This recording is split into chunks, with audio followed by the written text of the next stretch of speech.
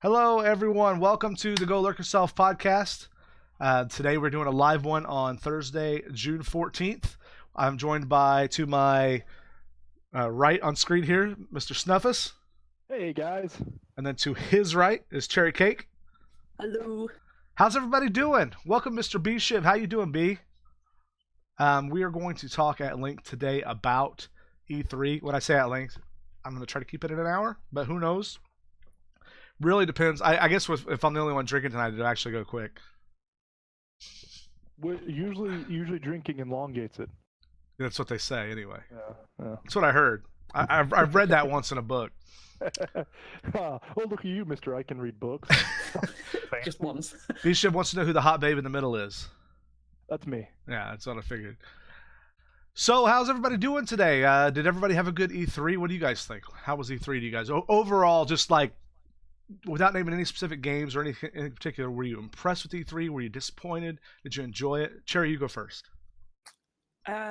Overall, I think slightly disappointed with it. Yeah? Yeah, just generally, yeah. There were some highlights, obviously, which we're going to talk about, but general feeling, I think, was it didn't live up to the hype, unfortunately. Your expectations were higher than they delivered upon? Yes. That's Yeah. fair. What about you, Snuff? I thought it kind of did what I thought it was going to do. Yeah? E3 a lot. You get a lot of these games, and it's mostly like highlight videos. That's not real gameplay, you know? So, and a lot of the stuff I was watching, I was like, this isn't real gameplay. This is highlight video. CGI, like pre-rendered Yeah, cutscenes? there was a lot of cool stuff. There was a lot of cool video games and a lot of stuff I'm interested in, but I just kind of try to pump the brakes until I see actual gameplay, not like studio-produced videos, which Wait, are cool, but it do you doesn't mean- represent the game. Are you trying to say you should temper your expectations when it comes to E3? That shit out of here. Nobody wants to hear that. Temper your expectations and don't pre-order.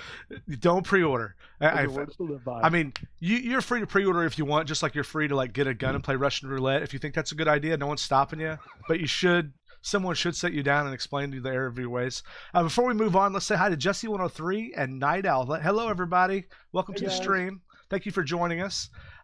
Let's jump right in with the first presentation of the weekend, whatever the hell the 4-day event was. Electronic Arts, they ran a separate event near the convention center rather than participating at the expo. They had this EA Play event held at the whatever the Palladium is. We have a Palladium here. EA. I know, isn't it? Yeah. You guys go have your fun over there. We'll do our own thing. Thank you very much. Yeah. And if you want to get in, give us money. I guarantee they sold tickets that were separate from the E3 tickets. 100%. God, it's such an EA thing to do. Actually, what they did is they sold you a small little box, and you had to pay and open up for a chance to get a ticket. And you could buy the premium ticket that came with a seat. Exactly, and you could upgrade that seat for an extra $29.95 to a deluxe seat that came with some extra pre-order bonuses. So, without getting into any actual games yet, were you guys overall happy, upset with EA? Did you get anything you didn't expect, or was it about what you thought it would be? Sherry? Well, I'll tell you the one thing that I'm really excited about of EA, and it's probably something that's flown under the radar to almost everybody, is they're bringing NBA Live back. NBA Live, when I was growing up, it was my favorite game. I loved NBA Live. I sunk way too much time into that game. Yeah. They came out with one last year. They came out with an NBA Live 18, and it was hot garbage. But if EA can pump the money they pump into FIFA, which every single year when FIFA comes out, it's a phenomenal game.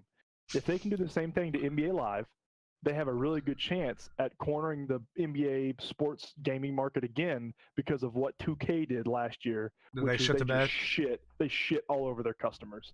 So I'm super excited about this game, and it's probably one of the most under the radar games that EA was shown during all of E3. What about you, Cherry? Did you have any kind of surprises or anything from them, or was it about what you expected? It kind of was what I was expecting, because generally EA I always associate with sports games. So yeah. You always get the standard ones, FIFA, like Snuff was saying, then NBA's come back as well, and Madden as well has come back to the PC. Yeah. Which, as far as I know, hasn't been on there for. Hold on, Madden 19's on PC? Mm-hmm. Yes. A decade it's been. God, I missed that.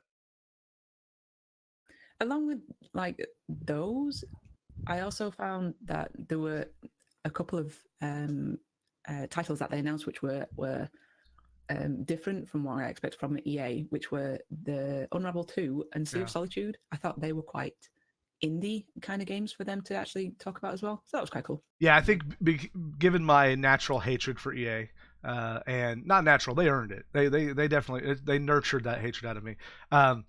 But I agree with you, Cherry. The two indie games they showed were far and away, to me, the most interesting things outside of, I have a weakness for the NFL, and despite the fact that Madden gets like, sort of like all their sports titles, just gets iterative updates with barely tweaking anything and leaving glaring bugs in year after year. I'm not gonna lie, I'm like, Snuffus, we're gonna be playing Madden 19 next year, dude. Dude, I'm so jacked up. I completely missed that. I didn't know Madden 19 was.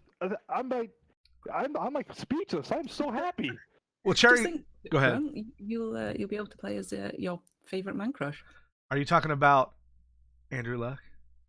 Yes. Oh, they're gonna have physios in the game. That's nice. Physios? What's that? Trainers. Oh, yeah. Like medical staff. Ask the sports guy here. I know all about it.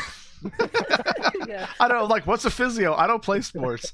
I played defensive end defensive end in high school in my freshman year. That's the last sport I played at school. So, I'll run off a list here of the games they showed off. They showed off Battlefield 5. Sorry, I got tired real quick. They showed FIFA 18, FIFA 19. They showed FIFA 18 and FIFA 19. Is FIFA 18 not out yet, or they showed it for? 18 is the current one. Yeah, it's some. They showed it for Switch, maybe. Yeah, some free-to-play thing that they were doing for FIFA 18. FIFA 19 too. It's going to have UEFA Champions League in it. It's the first time.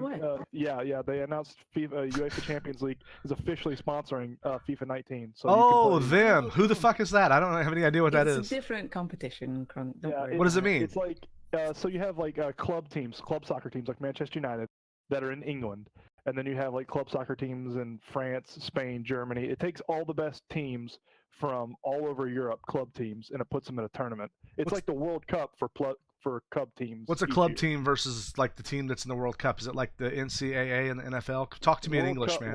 World Cup is countries, Countries. Okay, club Yeah, teams are yeah. like like the Colts and the Packers and the Steelers. okay. And then you would get all the best football players to So play the best. if there was like if other countries played real football, it would be the whoever won the Super Bowl would go play all them.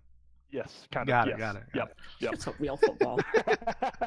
That was just to get you turned up. Yeah. That's a real man sport. So far and away, I mean, Unravel 2. I'm sorry, Star Wars Jedi Fallen Order. I'm glad to see a Star Wars game coming out of EA that's not a hot steaming pile of garbage. Well, that's yet to be determined. Yeah, well, yeah, exactly. Other than the hot piece of garbage I know that they're already working on, which Yeah, is true. Star Wars Battlefront 2. I have a friend of mine, a coworker, who I trust his opinion, and he bought the EA or the Origin Pass, and he goes, I just wanted to see that Star Wars. It looks so great. He goes, I played it for 5 minutes. I hate it. And this is he Okay. doesn't even have the loot box problem because he didn't play it back then. Unravel 2, Sea of Solitude. NBA Live 19, Madden NFL 19, confirmed for PC. Command and Conquer Rivals, which far and away the funniest thing they did, and Anthem, which is everyone knows is the EA version of Destiny 2 or Destiny. Yeah. At least that's what it Yeah. outwardly appears. Speaking of which, I saw the Star Wars Han Solo movie, and like straight up Destiny 2 people are in that movie. There's like the rebels that are in the end of that movie. They look like they're even riding on little bikes. They look right out of Destiny. It's so funny.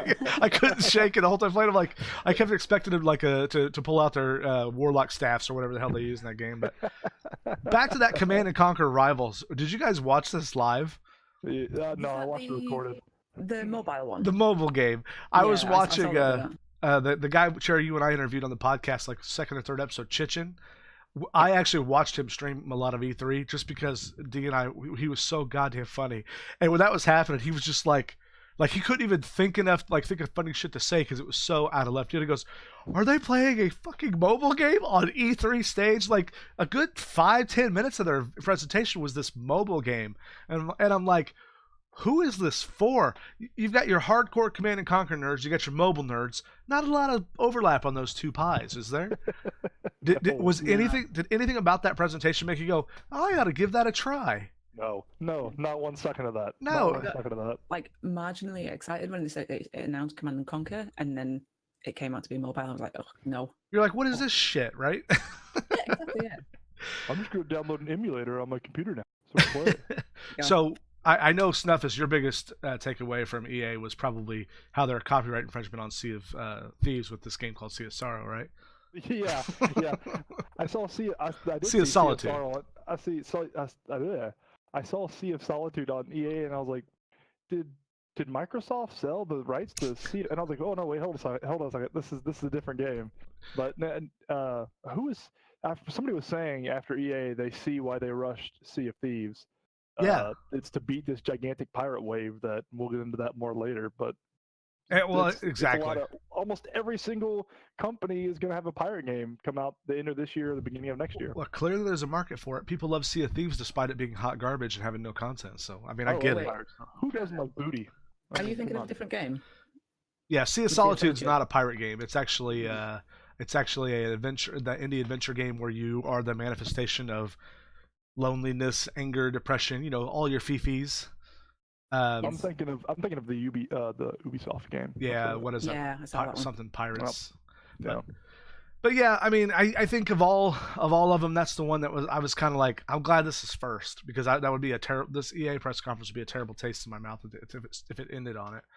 Just because of Battlefront 2. Like, did you guys notice? I couldn't stop shaking the thought in my head of that South Park. We're sorry. Like the whole the whole time that they're having the conversation, that like someone say, and there'll be no loot boxes tied to progression. There'll be no pay to win in this game. Like everyone, they had to say that. I'm like, Yep. only EA has to say this with everyone. And I kept thinking, was it the cable company in that movie? No, it was the oil company. It was He's all like companies, yeah. laying there on a bearskin rug, tweaking his I'm nipples, going, "We're sorry." Oh no, that was the cable company. So was the cable company. Yeah, Oh, I'm sorry to hear about your problem. Exactly. Yeah, that was the cable company. Yeah. And Yeah. did you see the guy that they trotted out for Star Wars Battlefront 2? He was like a head developer. He wasn't even a PR guy. And I'm like, Yeah. they threw this fucker to the wolves. You know, the developer didn't want to do this shit. They just pulled this guy out there to like, and make sure you go out there and apologize for all the shit we made you do too. And he was like, Try not to die or get anything thrown at you too bad. yeah, if they throw beer bottles, duck, man. Trust me.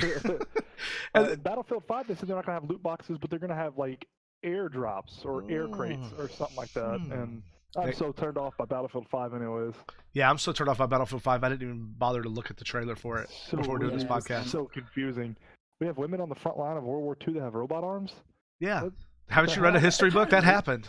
I was reading about that today, and about the thing about having women in Battlefield 5, and there's been a massive backlash about that. Or, people are taken to the internet and say, oh, why are you introducing women into this kind of genre of game? It didn't happen. When it blatantly did. Not on the front line. Oh, let's get into a big argument about that this. Silence. I think we're going to have some tension here, folks. No, but, here's my thought on that. Okay, why are you playing a World War II or World War whatever the fuck Battlefield 5 is? World War II. Why are you playing it? Is it for historical accuracy? Because you respawn over and over again. You go to these different maps. And I saw this great video thing on Reddit, and it showed a picture of the girl in the front lines that said, I don't like women in the front lines of my World War II games. I love accuracy in my video games. And then it cut to Civ 5 with Gandhi sitting there with nukes going off behind him. And it's like, pick one, asshole.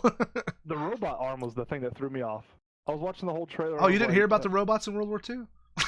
The combat looks weird. Like I wasn't sure what was going on. Everything was so fast paced and like just chaotic. And then pre-rendered. She had a robot arm, and I was like, "What is this shit? What's going on?" I think regardless of that aspect of it, anyway, Battlefield doesn't interest me anymore at all. No, I like Battlefield 1. I thought Battlefield 1 was garbage, but not garbage. I was just sick of it. Like I was. Just tired of that. Kind of played out. I kind of 4 is still the best in my opinion. Or Bad Company too. Bad Company is too good. I quite like Hardline. I thought that was quite good. You guys are all wrong. It was 2142. I played Battlefield 1942 because I'm old. And that one was like that came out in 1942. Basically. Yeah. To put it in perspective, at the time that game came out, there was nothing like it. It was like the battle royale of its time. To have that many people in one game was unheard of. So it was like that was what it was. The draw of it was. And then they've EA did what EA did, and that's just hey, how can we monetize this better and ruin it by iterative doing the same thing over and over again. But I don't want to shit on EA all day because I literally could. But let's go on to Microsoft's press conference. On the 10th, they at 1:00 they had theirs at the Microsoft Theater. I wonder how they got that place booked. They must have had to book in advance. During Major Nelson's podcast, Microsoft's executive VP of Gaming, Phil Spencer, said Microsoft's press conference had made positive changes from years prior to be fun for everyone. Some games that they covered there were Halo Infinite. They showed like a clip of it. Ori and the Will of the Wisps, Sekiro Shadows Die Twice, Fallout 76, Awesome Adventures of Captain Spirit, Crackdown 3, Nier Automata, which came out last year, Metro Exodus, Kingdom Hearts 3, Sea of Thieves. Have you ever heard of that game, Steph?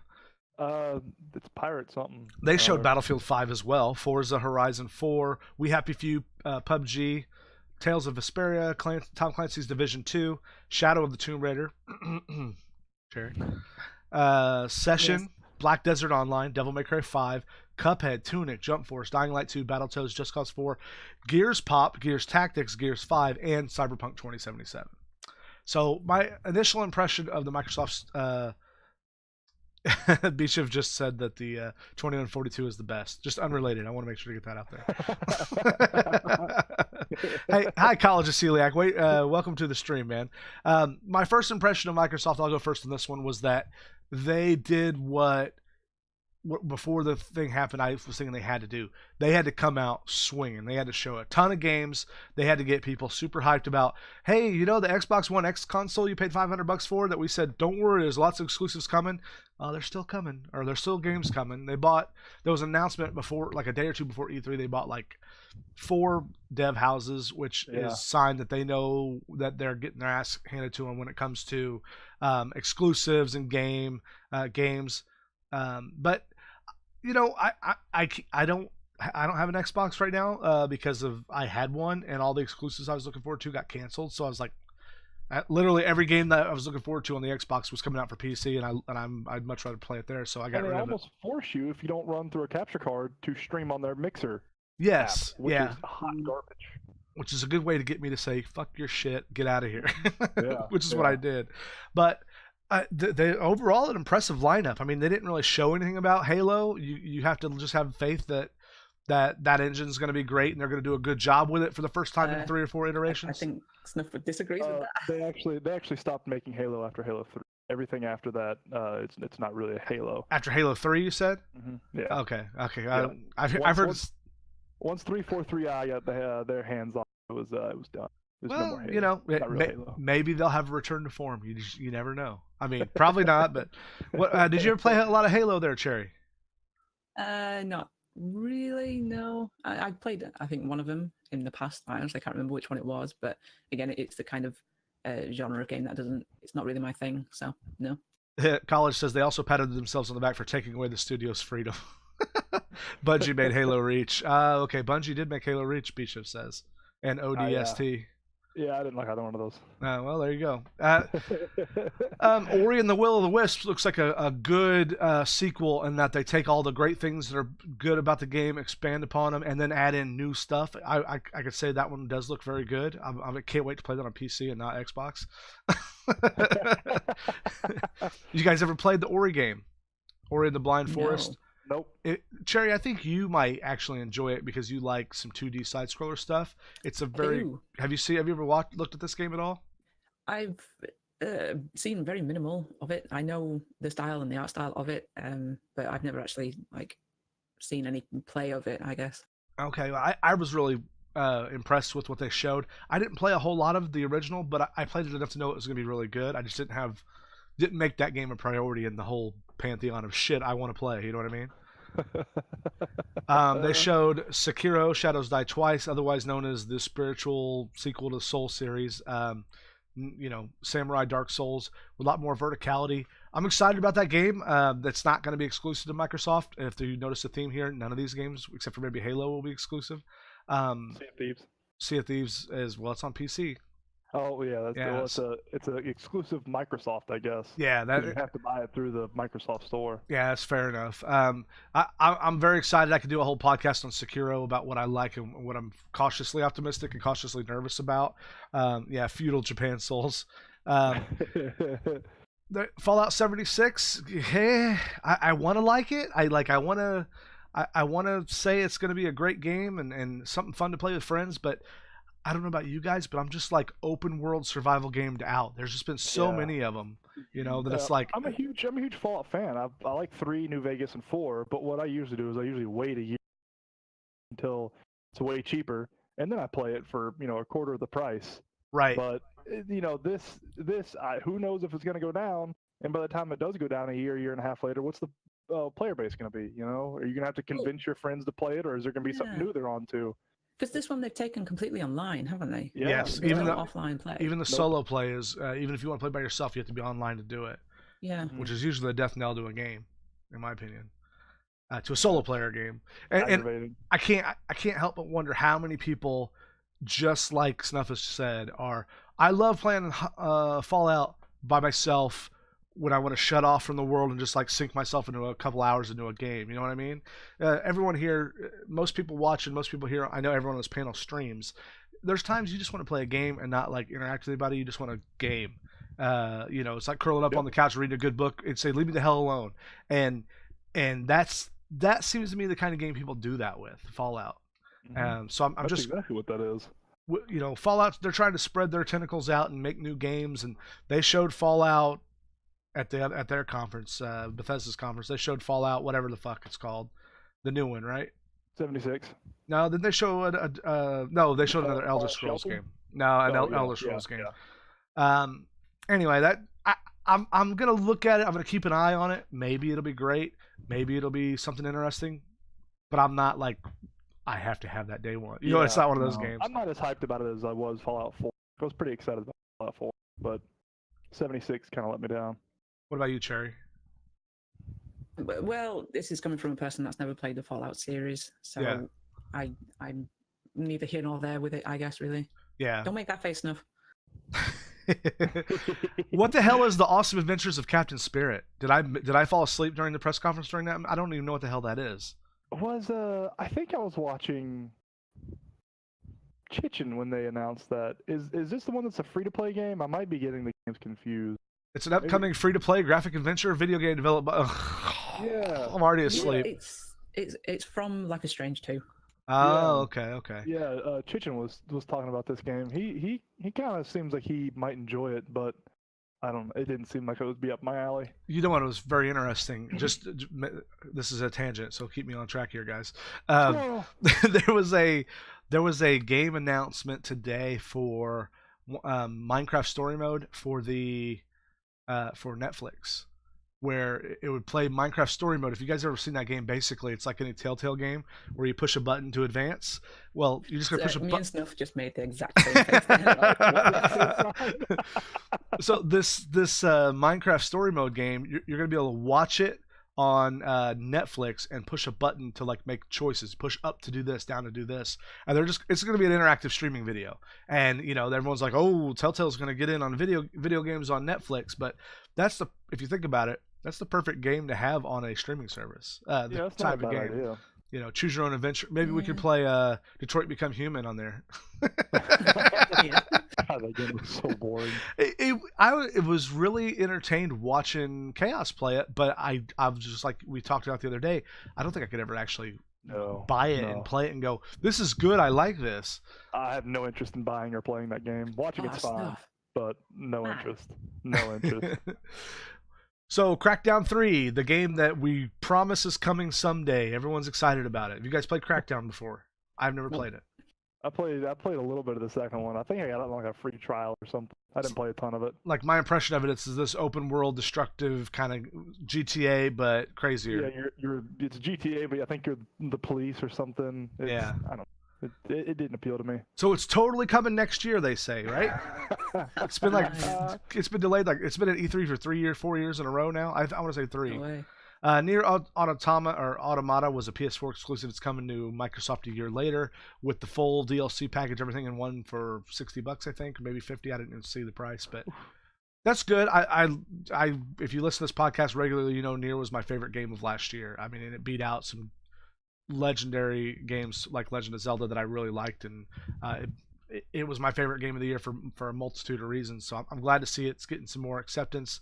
Hopefully that'll give some more money in the coffers of the Nier folks to make another game. Yeah, College says that Crackdown 3 is Terry Crews' edition of Saints Row.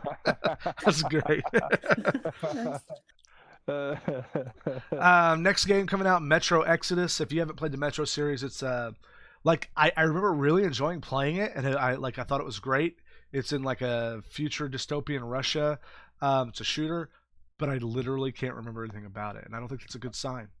One of my friends told me I should try the Metros out. Yeah, the guy was asking me if I'd heard about the new one. I was like, nah. He's like, you should really try the Metros out. I think you'd like them. So here's the thing with Metro. It's a competent shooter. It's got some story-based stuff, but it's the perfect game to buy on a Steam sale because gotcha. You'll never maybe it'll hit you. Like I had a good friend of mine, Dama, told me to get it. He said, "Oh, it's great. It's great story, good stuff, and I love the setting." And he wasn't wrong. I played through it, but I kind of like made myself go through it. You know, the kind of game where you're just like, okay, there's another level. Okay, 2 more levels, and I can call it a night. You know, it's like punching the clock. But Kingdom Hearts 3, that's a game that like on paper I should love it. It looks great. I just don't know. It's so weird. Like everybody watches it, go, "What the hell is this game?" You know. You have like Jack Sparrow interacting with Goofy and Mickey, and it's weird. It's really hype. People love the Kingdom Hearts, yeah. but it's never appealed to me. Sherry, did you ever play any of them? No. We talked about this before on one of the other podcasts, but Yeah. it's the game that ruined Square, so I'm You hate it by against it default. by default. But I will say, I've seen some screenshots of it, and the graphics look incredible on them. If you put them side by side with like the movies, you can't really tell which is which. Yep. So I saw some gameplay for this one. It does look good. The graphics do look really good. But in this day and age, we gotta stop talking about how good graphics in the games look, because every single game should be just have beautiful graphics. That shouldn't sell a game anymore. I mean, stuff. People were saying that in the SNES era, though. So they'll always be better. They'll always get better until you literally can't tell the difference between recorded video of a person and CGI next to it. There'll always be a way to improve. And I mean, you saw Rogue One, right? When they had digitally Tarkin. Grand Moff Tarkin. Yeah, and you're like, even I'm blind. I went without my glasses. I saw it in 3D, so I couldn't wear my glasses. I was like, Uncanny Valley is still in effect. I could totally tell he was a CGI character. Colin says Kingdom Hearts 3 gets him, the Disney fan in him, hyped, but he doesn't get the story, and he's even played one of them. The only place for the story to go is dark, and it didn't look dark, so bad story to gear it to kids. Not who geared it up. Oh, yeah. Well, you got Disney involved. What are you going to do? Goofy's fucking dead. That's never going to happen, Who killed Minnie Mouse? She's looking blood everywhere. Disney's not going to let that happen to their beloved characters, They like money too much. Exactly. But anyway, Kingdom Hearts 3, I'm I'm cautiously optimistic about. I'd like to get in on one that's, it's new. Because every time I go back, I went back in the PS2 and tried to play the old ones or when they were re-released on PS3, and I'm like, there's so much filler. It's like old style RPG where it's just like, what do you got to do next? I don't know. Let's wander around for 3 hours and find it. Steffes and I were talking about this yesterday. That's like the number one way to kill a game for me is if I don't know what the hell I'm supposed to do, I'll find the power button before I find out what I'm supposed to do next. yeah. I gotta wander around for 3 hours to figure this out. Or as Fallout Shelter taught me, I hate it when video games try to be movies, like Detroit Become Human. But what I hate worse is when they try to become books. Fallout Shelter was like a half an hour of me reading tutorials. I'm like, Jesus Christ! At least jump in with some gameplay between the tutorials. Get me hooked on the action a little bit. I'm like, ugh. B-Shift says that they almost killed Goofy in the first one. It ended with Mickey sacrificing his life when they brought him back to life with magic. The power of friendship. Hey, have you seen what is the one where he dances with the magic hat from the 60s? Oh, the Disney movie with the Fantasia. Have you guys ever seen Fantasia? Yeah. Long time ago. The original Fantasia. Yeah. Thank you, College Cecilia. Yeah. We've seen it. So I'd like to bring in a guest speaker, Pirate Snuffus, to talk about this next game. I heard. I'd be excited about the local DLC that are coming out for Sea of Thieves. Okay, you can't do that the whole time.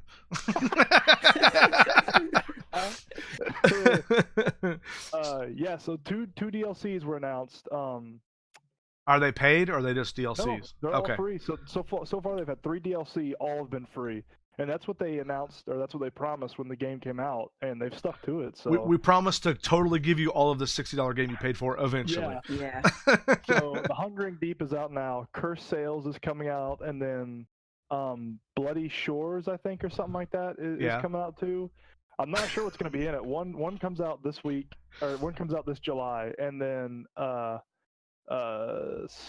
August, I think. August or September is the next one. Okay. I don't know. They haven't really released a ton. I don't know if it's expanding the world. They're adding in NPC skeleton ships that you can sink and try to get rewards from and stuff. So have they announced the 5th DLC yet, or you say 4? Not yet. Okay. No, this is only 3 so far. They have 3. Hungering Deep, which is out now. Stormy Shoals or something like that. It's going to come out in July, and then Cursed Sails, I think, is coming out in August or September. Yeah, I think I read that the one after that's going to be called "This Game Is Now Worth It" edition. They added this gigantic megalodon shark too, which is. Did you say megalodon shark? Megalodon shark. Oh, gotcha. Yep. So can't wait to play that full game when it comes out next year. Just keep creating fake emails and sign up for 14-day free trial from Microsoft.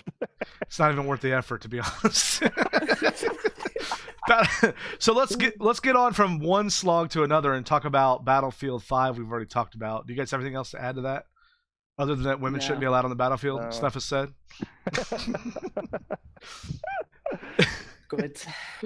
Moving on. To Forza Horizon 4. More driving, more racing. This is that open world racing game, right? Have you guys played any of these? No. Snuffus has Not got a the big Xbox. Racing game fan. Yeah, I used to play Forza 3, I think, when it first came out, and I saw the preview for this. Like, man, I want a new Gran Turismo game.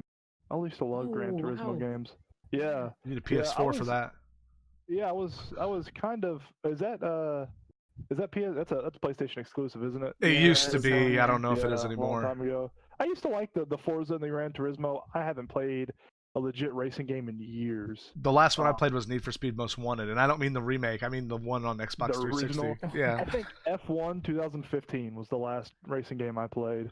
Does Burnout class as a racing game? Because that's what I played last. More of a crash game. It's more of a Yeah. puzzle game, right? Yeah. Horizon sucks compared to old school Forza. It's like trying to revamp Need for Speed, and it ditches the focus on heavy simulation. That's what Bishop says. He probably plays a lot of these. I don't know. I can't speak to whether it's good or bad. The Forza series for a long time now has looked awesome. The trailers look great. Made me go, wow, that looks really good. I bet I would hate playing it. I bet I'd hate it. I'd love looking at it, but I'd hate actually playing it. I think the Forza series, they still don't show damage, right, on the cars. I know Gran Turismo didn't for a while. That was always the thing that got me with racing games. Like, why aren't you gonna have structural damage? I hated when they did that. You know, You could that go was- like 100 mile an hour plowing into a barrier. yeah, It'd the be car was fine. fine. I'm like, I can't play this. This is awful. I don't want to. This is just trash. Well, did you guys see any of We Happy Few? Not on the Microsoft Expo, no, but I know of the game. I know what it is. Yeah, it was a game I was excited about it because it looked like, okay, they're definitely going for a theme. They're definitely going for a feel and a vibe, and it's weird. And I was like, ooh, that looks Yeah, really good. And then like the more you look at it, the more it looks like a canned adventure, and not like a. I do remember now that you're describing it. I do remember watching some stuff with this. It reminded me of like the more awkward and weird, creepy stuff that was in BioShock, the original BioShock and BioShock Infinite. If you guys remember that, like Yeah. it had a Yeah. bit of Oh, that going on. Yeah. Yeah, no, you said that. Yeah, you're right. Coming out eventually. Yeah, I think that has been stuck in production for quite a while. Yeah, they had an early access version, and I think that was just to me a cash grab because they were running out of budget, Mm. and the game it's not finished. Hand it over to Rare. They'll pump it right out, buddy. Put it out, $60. We'll get you the events one day. We swear. Free expansions, guys. Moving on, we just saw the trailer above us to PlayerUnknown's Battlegrounds. Did you guys see? What a bullshit trailer. If you guys don't know PUBG, there's a Reddit subreddit called Pub Battlegrounds, PU Battlegrounds, or Pub Battlegrounds, and somebody like 15 people re-edited that trailer with all the glitchy shit that's in PUBG. Cars flipping around is so great. You couldn't have a more misleading or video to a game. Than Yeah, that. it's true. It's like showing highlights to the Cleveland Browns playoff run back in like the 70s and the 80s and stuff, and you know, you go buying season tickets and going to see the shit show that's up in Cleveland now. It's something like that, you know. It's like, what the hell? This is the product that I bought. For our non-NFL watching audience, they're like perennially. However you say it. They're yearly shit team who They're like horrible. can't manage their.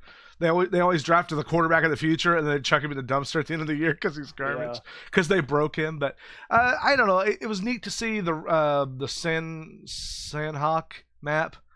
I gotta be really careful not to call it the Sandy Hook map. It's so bad. That's the 4x4, right? Yeah, that's the small map. Yeah, it is. And then That they, comes out next week. I think it comes out Friday for PC, I think so. the 22nd. And I think what that's gonna do is they're putting that map out right after they did a weapon rebalance where all the time to kill went down, all the weapon damage went up, and it's going to be playing that game is going to be like playing Realm Royale where you just die as soon as you hit the ground from now on. I don't know. I hope I'm wrong. I'm going to give it a try. I'm going to play it, but biggest takeaway for me is did you see the teaser at the end of that video that showed the snow, like the guy walking in the snow?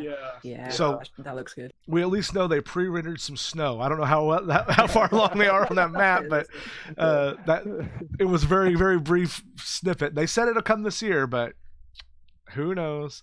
Yeah, we'll see. I'm pulling for Bluehole or whatever the PUBG Corp now, but I just don't know that I trust them. I trust that they want to do a good job. I just don't know they have the resources to be able to steer what's becoming a very large ship now. They've been getting their lunch handed to them from all these new games. Fortnite took the crown. Realm Royale was number 5 on Twitch the other day. Really nipping at the heels of PUBG, and I don't know if they can weather that storm, if they're going to have a talent drain, if the people who are invested in them are going to go, ooh, this is dying, I'm pulling all my support out. I'm pulling for them. I have a lot of hours in that game. I really like playing that game, but just yesterday I was playing with a friend of mine from work. I don't know if you guys were there for it, but basically I'm on the US servers. I expect this shit when I'm playing like overseas. I'm on the US servers and I run through a doorway. And you know, like when you go in one of those houses, there's like an entryway, and then there's like a little cubby hole in the side. The guy was in there. I went through a doorway. I knew he was there. I was going to run by him outside. I ran by him. As I went by him, I got shot in the head, in the face, with full armor and health, everything, and died. And I'm like, he wasn't even facing my way. I go watch the replay. I'm 3 steps past him. He shoots away from me, and I die from a headshot. No way. And I'm like, it's what I saw when I played the game. It's what the replay showed.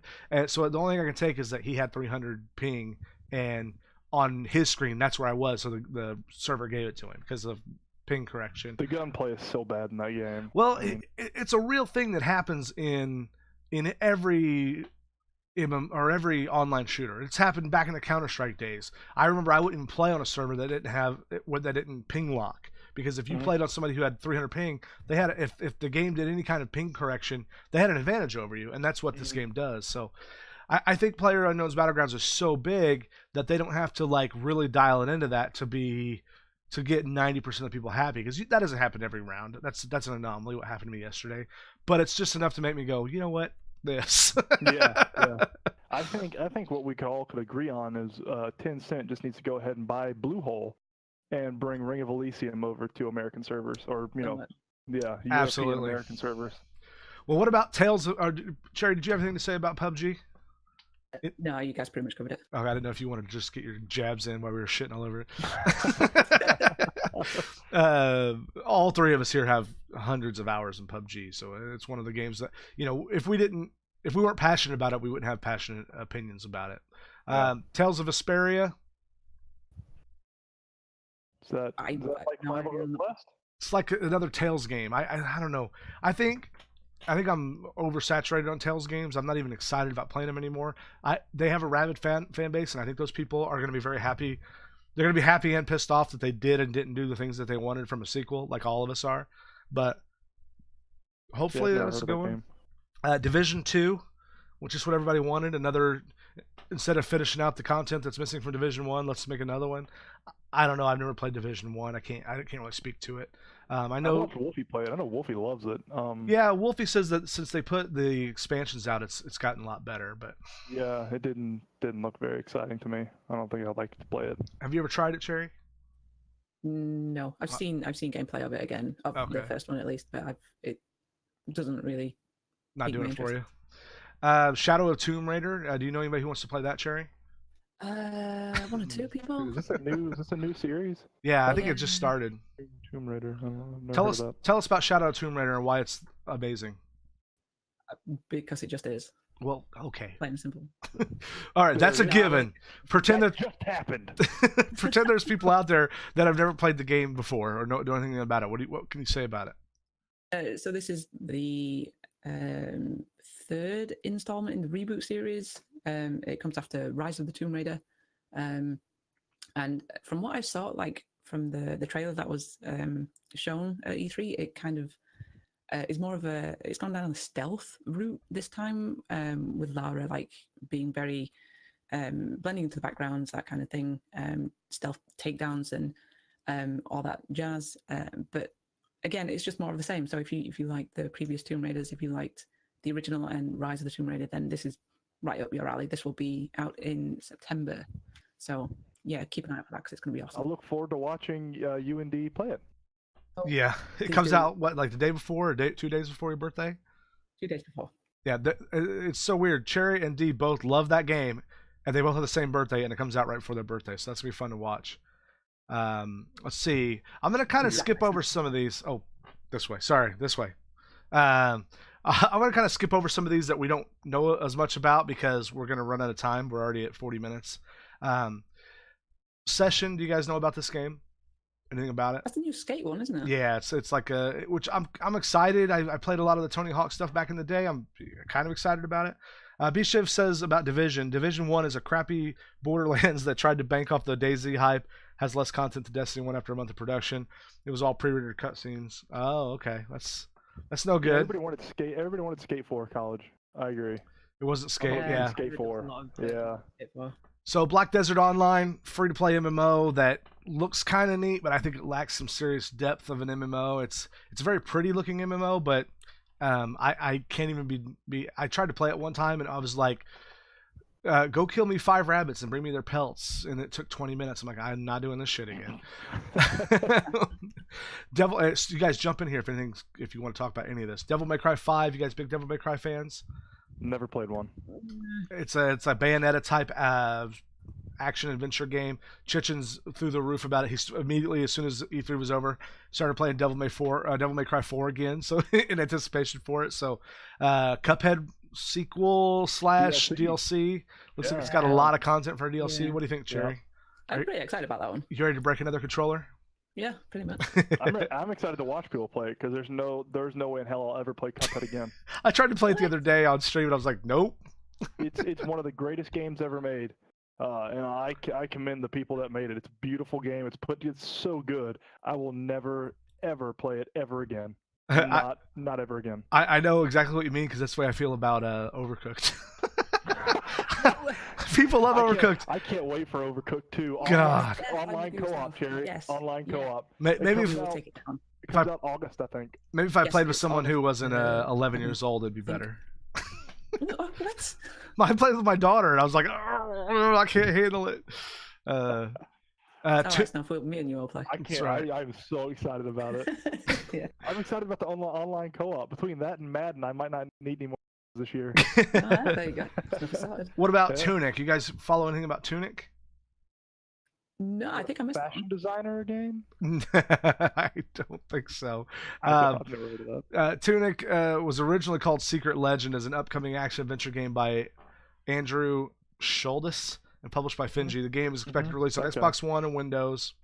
It's isometric view, allowing the player to maneuver a character. I've already fallen asleep. It's Fox Zelda games. Think like Okami.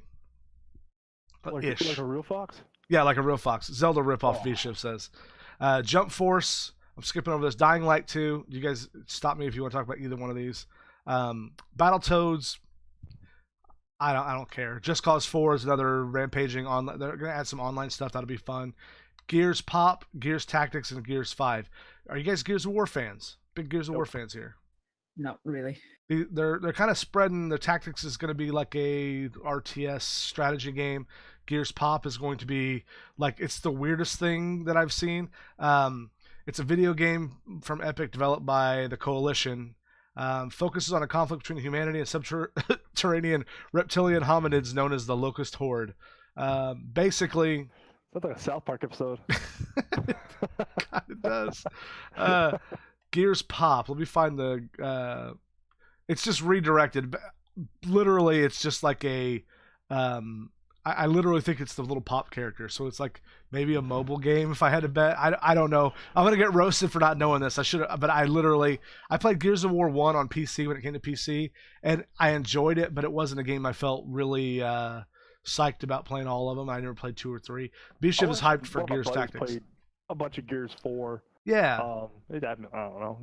I don't Just have a anything similar game to against me. it. Yeah, it's just kind of like cover-based shooter, run, wait, shoot, run, wait, shoot. What about you? You never played any of them, did you, Cherry? No. Just like you just guys were saying then, it just seems like another third-person shooter action. Yeah. And then they showed Cyberpunk 2077, which we know is not going to be exclusive, but that game looks interesting. You guys heard that it's going to be first person, right? Not third person? Yeah. A lot of people were pissy about that, but I don't care. I'll try it. It looks very interesting. I'm ready to see does, like yeah. actual like a bunch of gameplay of it. Looks like a very Yeah. interesting title. I'm just looking at the E3 trailer, and there's no proper gameplay of the actual game. Is it just all pre-rendered stuff that they've brought in? Yeah. It's too early. Welcome to E3. It won't be out for 2 Yeah. years, I bet. I guarantee it. I would love it if E3 said, "Fuck you guys, you can't put any more pre-rendered shit in here. It has to be all legit gameplay. And if you don't have any legit gameplay, get the hell out and go get your EA, next door." All right. No, because then E3 would be like half as long. Right? It's fine. It's the actual gameplay. If I want to watch a That's movie, right. I'll turn on Netflix. Do you guys have any want to talk about any of this Devolver Digital presentation? They I missed revealed, Devolver. yeah, so- Scum, My Friend Pedro, and Metal Wolf Chaos XD. I don't want to talk about any of those. All right, let's go on to Square Enix. We already talked about Shadow of the Tomb Raider. Final Fantasy XIV has got some new DLC coming out. Did you guys see this? Final Fantasy XIV is a big MMO, right? So it's like WoW, but Mhm. based in the Final Fantasy Mhm. universe. I've watched Chichin play a bit of this. It's got some pretty good story bits. Like one thing you can't say about WoW is that it's got a very extensive story and a lot of lore that you can easy to follow. You got to read a lot outside. Final Fantasy XIV has a goddamn straight up story you watch and watch cutscenes and follow through. So that looks kind of neat. Monster Hunter World is going to have a crossover event with Final Fantasy XIV. I don't know if Bishev, have you ever played Monster Hunter? Pretty cool. Did they have any Monster Hunter stuff for PC at E3? I'm going to ask Bishev to answer that because I don't remember seeing any. I don't either. I don't think they I don't- confirmed it. No, college is saying no. That was supposed to come out like This fall, yeah. this fall, right? Yeah. It's Capcom though, man. so you just never know. You never know where they are.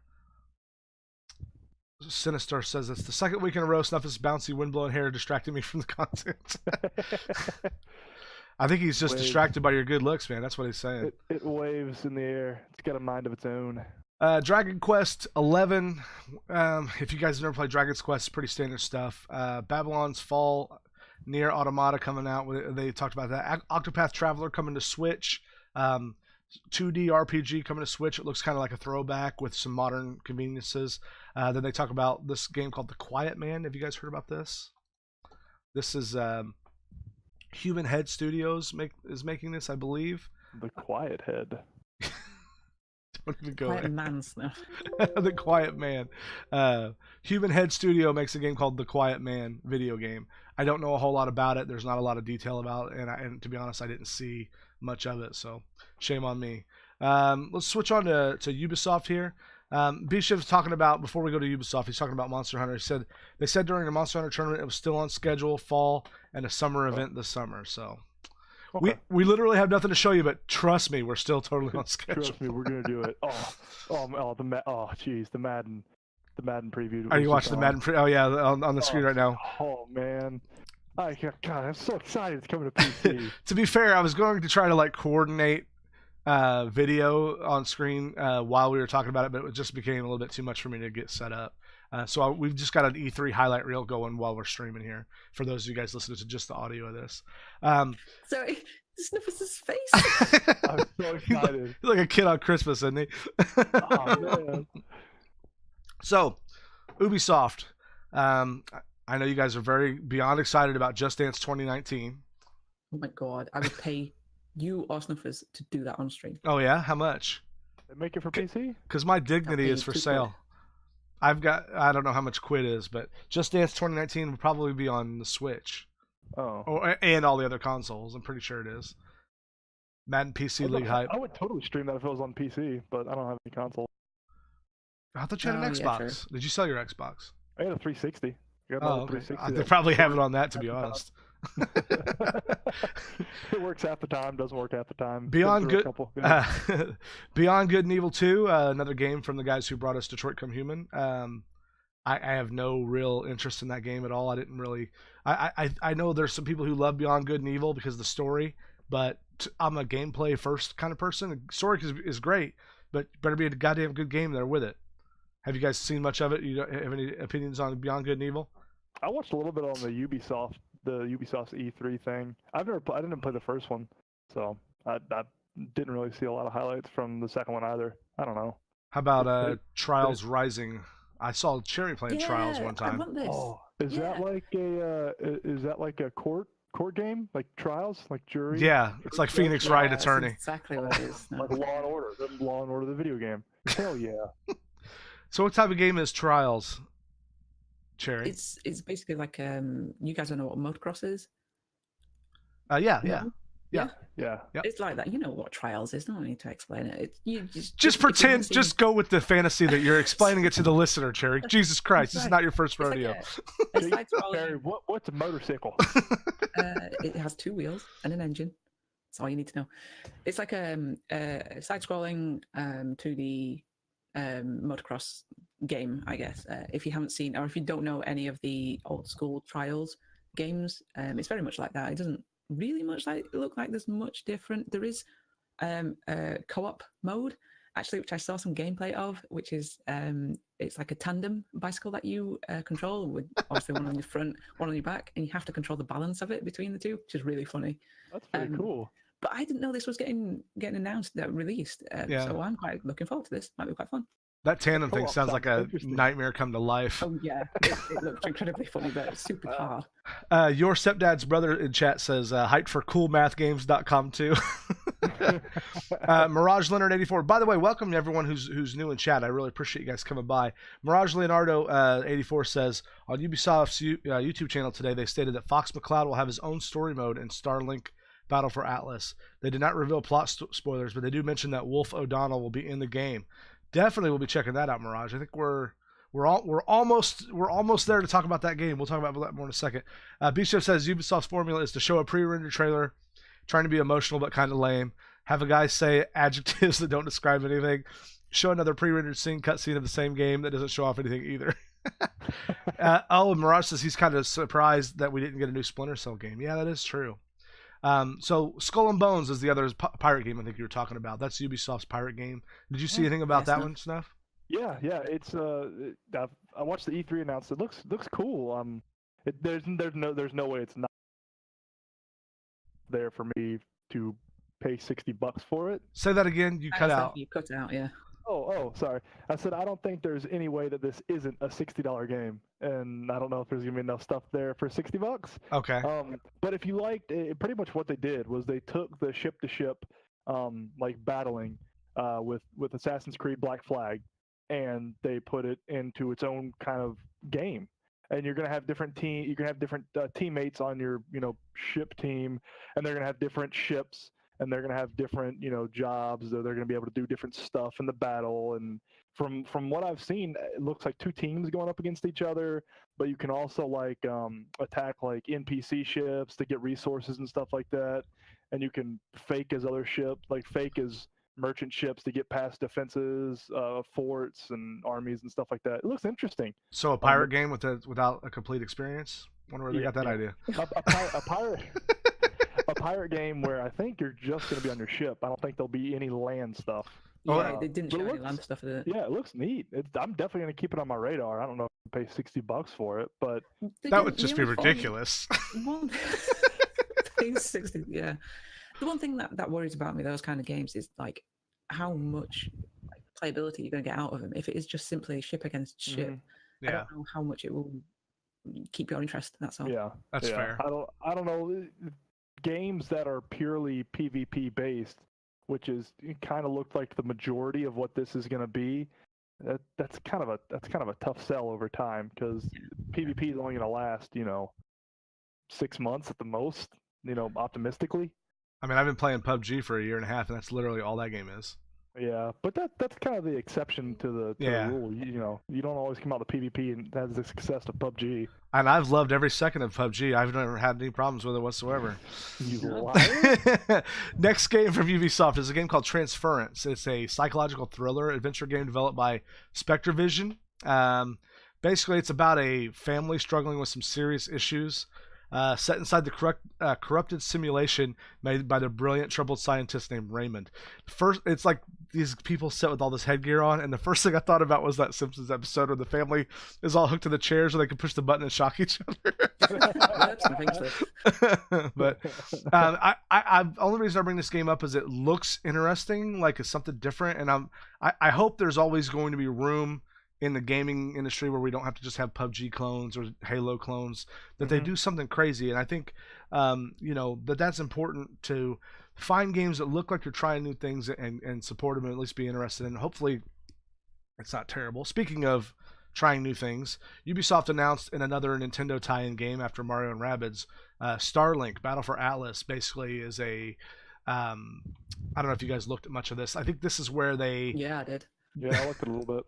Upcoming action adventure game developed by Ubisoft Toronto, published by Ubisoft. It's set in the Atlas star system. Early on in the game, the player's mothership Equinox is ambushed by the Forgotten Legion and crash on a nearby planet. The gameplay consists of the player ventures into different parts of the Atlas system, meeting with different alien species to form alliance, build a crew. There's going to be Star Fox tie into this, as Mirage Leonardo in chat says. What do you guys think about this game? I'm curious and cautiously optimistic about it. Yeah, I don't know about you, Snuff, but I'm quite interested in this one. When I first saw it, because I actually saw this one live at the when Ubisoft were on stage, and as soon as I saw it, I was like, No Man's Sky 2! And then it just, no, it wasn't that, because it looks a little bit better than that. Aside from the fact that it doesn't have, it's not like a base building game. It's just simply in the ship itself, which it looks really cool. I mean, you go around the universe, I guess, exploring. Ooh, where are you going, Crunk? I'm trying to set this camera correctly. Sorry. Go ahead. Exploring like the world around you and different planets and different. Whoa. Sorry, did I distract you? So you go around and just discover things. I think there is some kind of storyline, but as far as I've read, it hasn't really been announced yet. But other than that, it looks pretty cool. I think I might pick that one up. Nice. I found it through Skull and Bones. I was watching. You're cutting out again, buddy. God damn it, Snuff. Oh man, what the? Can you hear me now? Yeah. Mhm. All right. I found this through Ubisoft Skull and Bones. Yeah. I was watching Skull and Bones. I had a little thumbnail, and I went to that. It looks interesting. It'll be something I'll probably watch people play on Twitch. It probably won't be something I'll buy, but it looks like a good game. Yeah. I didn't know it was gonna have a Star Fox tie-in though. And Wolf. Yeah. Oh yeah. I'm sorry, I forgot about Wolf. Wolf O'Donnell. I didn't know his last name was O'Donnell. My brother-in-law's last name is O'Donnell. Is it Chris's brother? Chris O'Donnell? I'm not kidding. Oh, My this is a funny A-side. My brother-in-law, his name is Chris O'Donnell, not that Chris O'Donnell, and he has, because he's a tech nerd he's like 20 years older than me. He has ChrisO'Donnell.com because he, like, when the internet was new, he bought up all his family's domain names, and he gets hate mail daily from people who are fans of the real Chris O'Donnell. Let him have his website, you prick. That's beautiful. Oh my god. Oh, it's awesome. Hello, Augur. Augur. How you doing? So next game, The Crew 2, upcoming online open world racing video game. That's it. I signed up for the early access beta. So. Yeah, these open world racing games, like, I get the appeal, but it's like, isn't that just GTA 5's racing games? Are they better at racing? Is that what the thing is? GTA 5 has some pretty solid racing games, honestly. Yeah. Yeah, we'll see. The beta comes out, I think, the end of this month. Okay. I think, but it's free to sign up for the beta. So I'll give it a shot. Well, let us know how that goes. Next game is Assassin's Creed Odyssey, and I'm already tired of talking about Assassin's Creed. It's like they took a year off, and it seems like they didn't. I know people love Assassin's Creed. I just cannot get into them to save my life. And this looks really cool. I like the setting. The thing about Assassin's Creed for me is the setting. Like, if I don't enjoy the setting, then I won't enjoy the game. Well, we know you like the pirate one, because you like, if I ever make a video game, I'm putting one pirate in it so Snuffus tells everybody how great it is. It's set in ancient Greece. Yeah. Unfortunately, it still has the bullshit following missions, and it's still an Assassin's Creed game, and it has all the crappy stuff in Assassin's Creed. But If you the game get through the looks shitty cool. parts, Assassin's Creed, Creed games are Yeah. pretty good. That's the thing about Black Flag, and that's the thing about all Assassin's Creed games. If you can get through the shitty parts that make Assassin's Creed, they're really good games. But unfortunately, they have the follow this guy for 35 minutes and don't get seen, You gotta- stuff. You got to get through the slog to get to the good Yeah. parts. Yeah, just Mm. but it looks cool. It'll probably be $25 in a year and a half after it comes out. So Yeah. I'll just wait till it goes on sale and buy it and enjoy it like I did Black Flag and Rogue. Algier 6 wants to know if that girl in the corner is single. No, Snuffus is not single. He's married. Let's see. The new DLC for expansion for Mario and Rabbids Battle is the Donkey Kong game. I didn't finish that game. That game was fun for a time, but then it just kind of like I lost interest in it. Did you ever play that one, Cherry? Is that? No. It didn't really appeal to me because I'm not a fan of like turn-based that kind of thing. When you equated it to similar to XCOM, Yeah. I've never played that, and it didn't really appeal to me. One thing I want to ask is that free DLC or is that paid? It's paid for sure because they had a season pass when it came out for no Fair enough, fair DLC. Yeah. It's Ubisoft, and you're not gonna get anything free with them. Are you kidding me? Yeah, Right. no way. Hey, Which- I got Black Flag free. Was it really free? But yeah, Black Flag was free. How did you get it for free? Was it like a free weekend or something? Yeah, they were giving it away for free. Yeah. Wait, isn't For Honor free as well? Yeah, it is. I downloaded it. I'm glad it was free because I would never pay money for that game. Quit, didn't you? Like, even in the tutorial. College Yeah, got I it free as well. I got through the tutorial and I was like, a big fan. So, I need to play it more. Speaking of For Honor. For Honor, yeah, go ahead. Just tell us about For Honor. I got that game for free with my graphics card, and I didn't get very far into it because I just didn't care for the combat stuff. Yeah, it's just that it doesn't seem that much fun. You only have like 3 ways to block, and there's it just seems clunky and slow and boring, and I just really didn't care Yeah, about it. I think at all. when it came out, I played it before it had dedicated servers, and Mhm. they were like, "Oh, we're gonna put in dedicated servers now." I'm like, I should go back and try that again, and it just never made it. Never felt even to Yeah. install it. It'll be that game that I try for like 5-10 minutes. Okay. What about Rainbow Six Siege? Did you look at what they're bringing out for that, Cherry? No, I think I missed that. You Didn't I? missed it. You missed did. it. Oh my Yeah, god. I was probably falling asleep or at work or something. You act like Oh, it's the other side of the planet over Jesus. there or something. I had Shut up. work. I had to sleep. Rainbow Six Siege is a tactical shooter video game. It's class based, and all the classes are like DLC. And there's a new expansion coming out.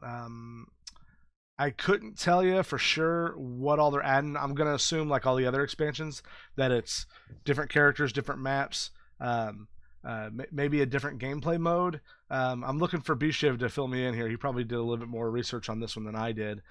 They're gonna make it even tougher for new players to get into the game and enjoy it. All they announced was a tournament date and a documentary, is what Bishiv's saying. So, I love everything about the idea of that game. The DLC that they discussed is already out. Okay, so there you go. It's already out. Go check that out if you like Rainbow Six Siege. More Rainbow Six Siege and a tournament sounds fun. Moving on to the Sony press conference on June 11th. Sony at 6. Sony had the E3 Experience event where they simultaneously broadcast to a limited number of movie theaters, and I think of all of them, this was the most disjointed one. And we'll get to our impressions at the end, but they showed Death Stranding, which is the oh my god, what WTF is this game that looks amazing. But when you guys saw the gameplay, did you think, is this just package delivery and hiding from ghosts? Is that's that all exactly it is? what I thought.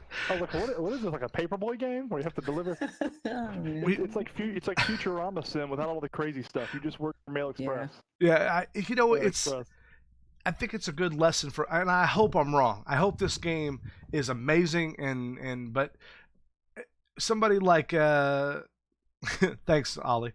Both chicks in the bottom corners are hot. The dude in the middle, I think Bruce Willis killed him in the first Die Hard movie to piss off his brother. Nice. But this Death Stranding game, I haven't seen anything gameplay wise that made me go, oh yeah, that looks awesome. It's all the really good graphics. It's got Kojima's name on it.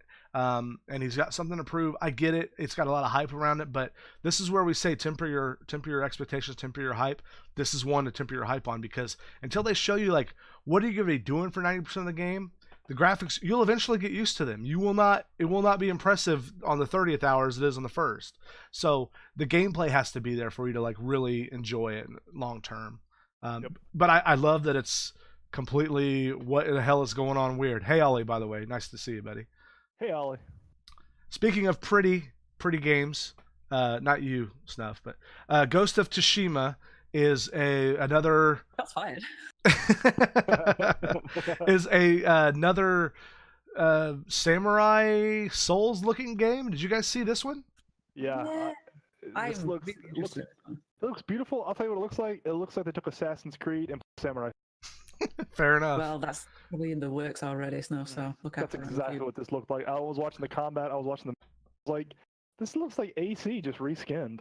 It looks really pretty though. Yeah, beautiful. I never stopped in the 2 or 3 minutes of the whole. It was a long video. It was gameplay. It was 11 minutes. Almost yeah. 11 minutes. Of was it that long? Okay. Yeah.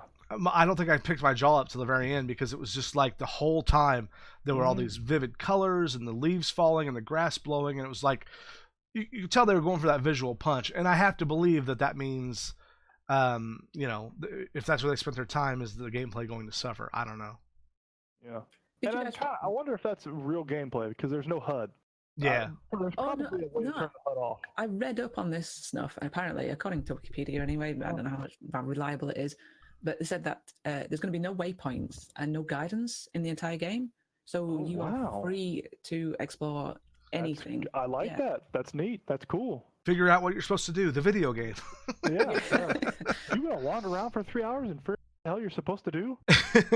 Put down Shadow of Colossus and pick this up. You guys might be too young to remember a game called Myst, M-Y-S-T. That's Oh, basically yes, all that yeah, game was. A bunch of puzzles everywhere. What the fuck are you supposed to do? Spider-Man, the new Spider-Man game looks awesome. I think amazing. The voice acting was a little cheesy, but it's Spider-Man. What do you expect? It's going to be cheesy. I can't wait to watch people. I won't be able to play it because I don't have a PlayStation, but I can't wait to watch somebody play this. They took Arkham City. They took the combat in Arkham City, which was kind of goofy for Batman anyways, because of some of the stuff he was able to do. I'm like, it's a little too acrobatic for Batman, but they gave it to Spider-Man, and it's going to suit him perfectly. Yeah. All the gameplay that I've seen, the battles look seamless, just like they did in all the Arkham games for Batman. It looks seamless. It looks beautiful. It looks like Spider-Man. I haven't been this excited for a Spider-Man game since maybe in the PlayStation days. What about you, Cherry? You gonna play Spider-Man, or you don't have a PS4 either, do you? No, I don't have a PS4. You got to track you one down and get you one to play this. Yeah, well, no, I think if I did, I was going to get a PS4. I'd play Ghost of Tsushima anyway, which I always want to call sashimi, which is flipping sushi. And it's not right. Just play the Dark Souls version of it, or the other, the Neo 2. Yeah, I mean, no, anyway, superhero thing isn't like my kind of area, so I think it might be fun to watch, but it wouldn't be something that I'd play. And the other big heavy hitter at the Sony conference was The Last of Us Part 2. That trailer really blew me away from a couple of different standpoints. Cherry and I were talking about this the other day.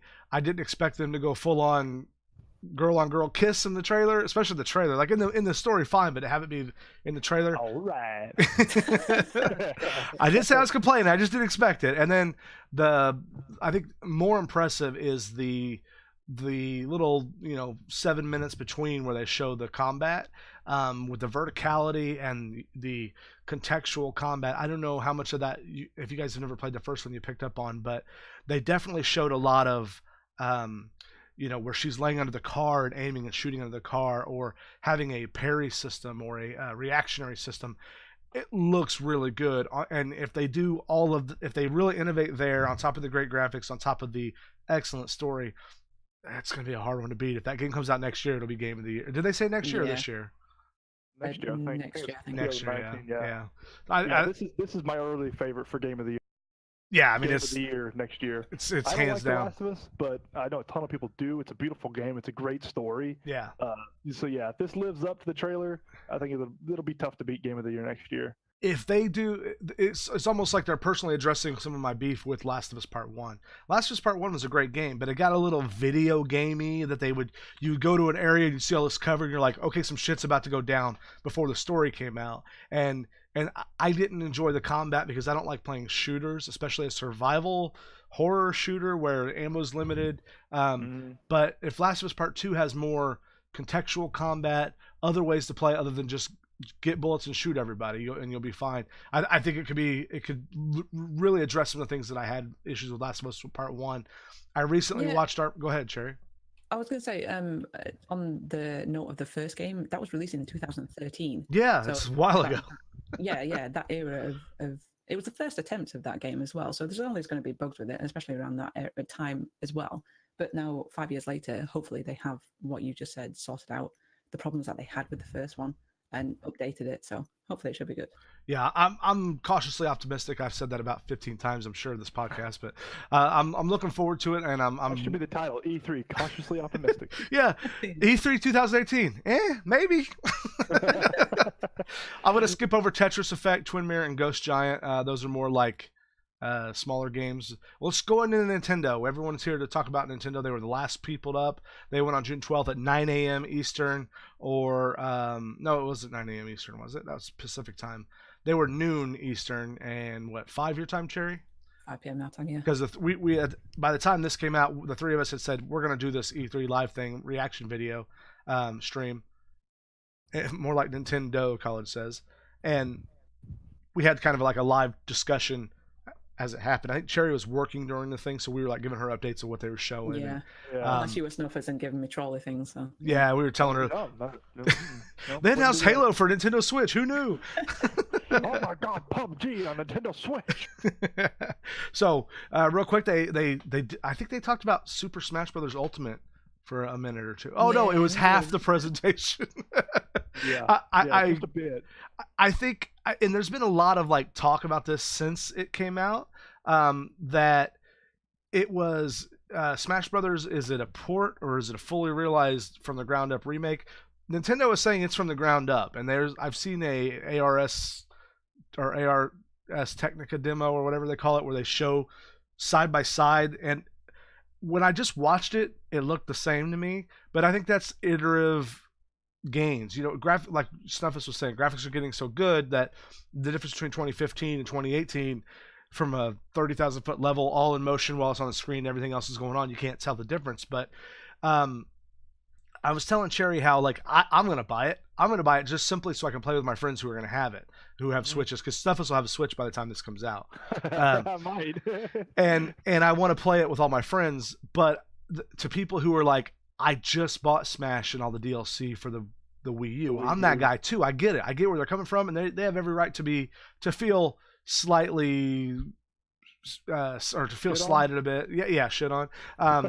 They're not wrong, but after looking at all the stuff, and one of the things that Nintendo did in their way too long reveal video for like 20 some minutes was show like minutia. Like, look at Captain Olimar's helmet crack when he hits the ground. You're like, oh, okay. And look at all these expressions Donkey Kong does when he does different moves. Yeah, his hair moves slightly different in the wind. And B-Shiv said, yeah, when we upgraded it in N64 level, we upgraded the graphics. That's not a headline. That's to be expected. So I get it, but that said, like, I'm still just excited to play it again with friends. Yeah, definitely. And it's a huge character lineup. It's gigantic. Yeah, every character. Which I can't believe they left out Waluigi. Well, he is a assist trophy, so he's got that going for him. Assist trophy, if you've never played Smash Brothers, is when he lands on the level, you throw him in the ground, he comes in and does like a special attack. Yeah. So. But yeah, it's every single character that's ever been in a Smash ever. Yeah. The entire thing. So who's your favorite character from a Smash game, Snuff? Mine's Samus. What about you, Cherry? Mine's Link. Link? Which Link? There's like 6 versions of Link now, I'm pretty sure. There's a ton of versions. Yeah. The one where he's adult, I can't remember which one that one is. Adult Link? Yeah, just adult Link, yeah, I guess, yeah. Mine is right here. You see my little Rob the Robot right here? Oh, I thought you were pointing to either Cherry or I. Breath of the Wild Link. No. This little character right here on the screen. You can't hardly see him. You guys probably have a hard time seeing him unless you have my stream open. But Rob the Robot. Just full disclosure, I was very young when the NES came. Well, not very young, but I was a kid still when the NES came out, and I was a sucker for that hook, line, and sinker for that robot. I'm like, I want that fucking robot. Yep. And of That's course, how I was with Samus in the N64. This is amazing. before you even knew Samus was a girl, right? I know. I So, didn't. so your favorite's Zero Suit Samus, right? Oh, yes. Moving on. Speaking of Samus, have you seen the new character that they've introduced? Ridley.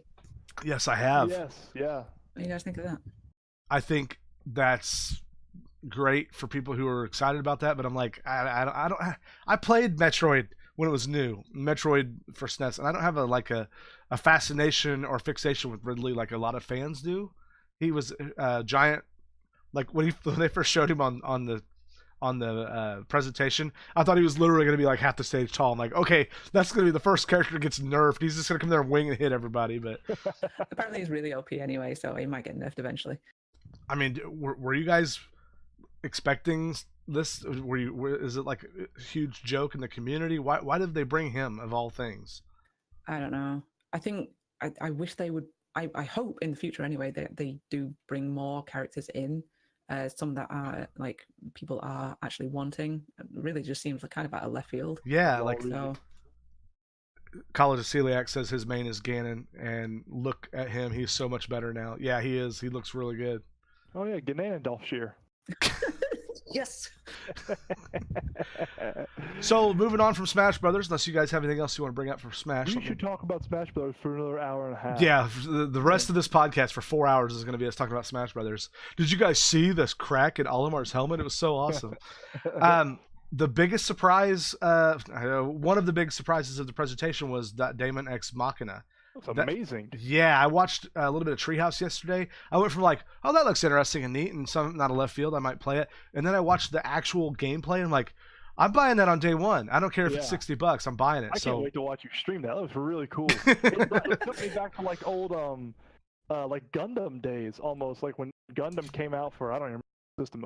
But that's what it reminded me of. And I was like, oh my god, I love those games. This looks really cool, and the art style was awesome. Stuffus, look at my That's stream. the one that they opened with, wasn't it? You got Fortnite on there? Actually, I do. Yes, Cherry, it is the one they opened up. They did open with this game, and it looked really good. Like I went from going, oh, that looks interesting, and I'm definitely gonna try that, and then to going, I gotta have it now. Why is it not out? It looks amazing. Xenoblade Chronicles 2 showed some DLC to that with Shulk in these videos. I'm trying to stay away from story spoilers, but I'm definitely going to be checking that out. If you guys haven't played Xenoblade Chronicles, I can't say enough good things about it. Bischoff says it's a joke, to be honest, because it's like them converting Master Hand for old school fans. Yeah. Super Mario Party is... Oh, wait, you're jumping ahead, College. Chill the hell out, all right?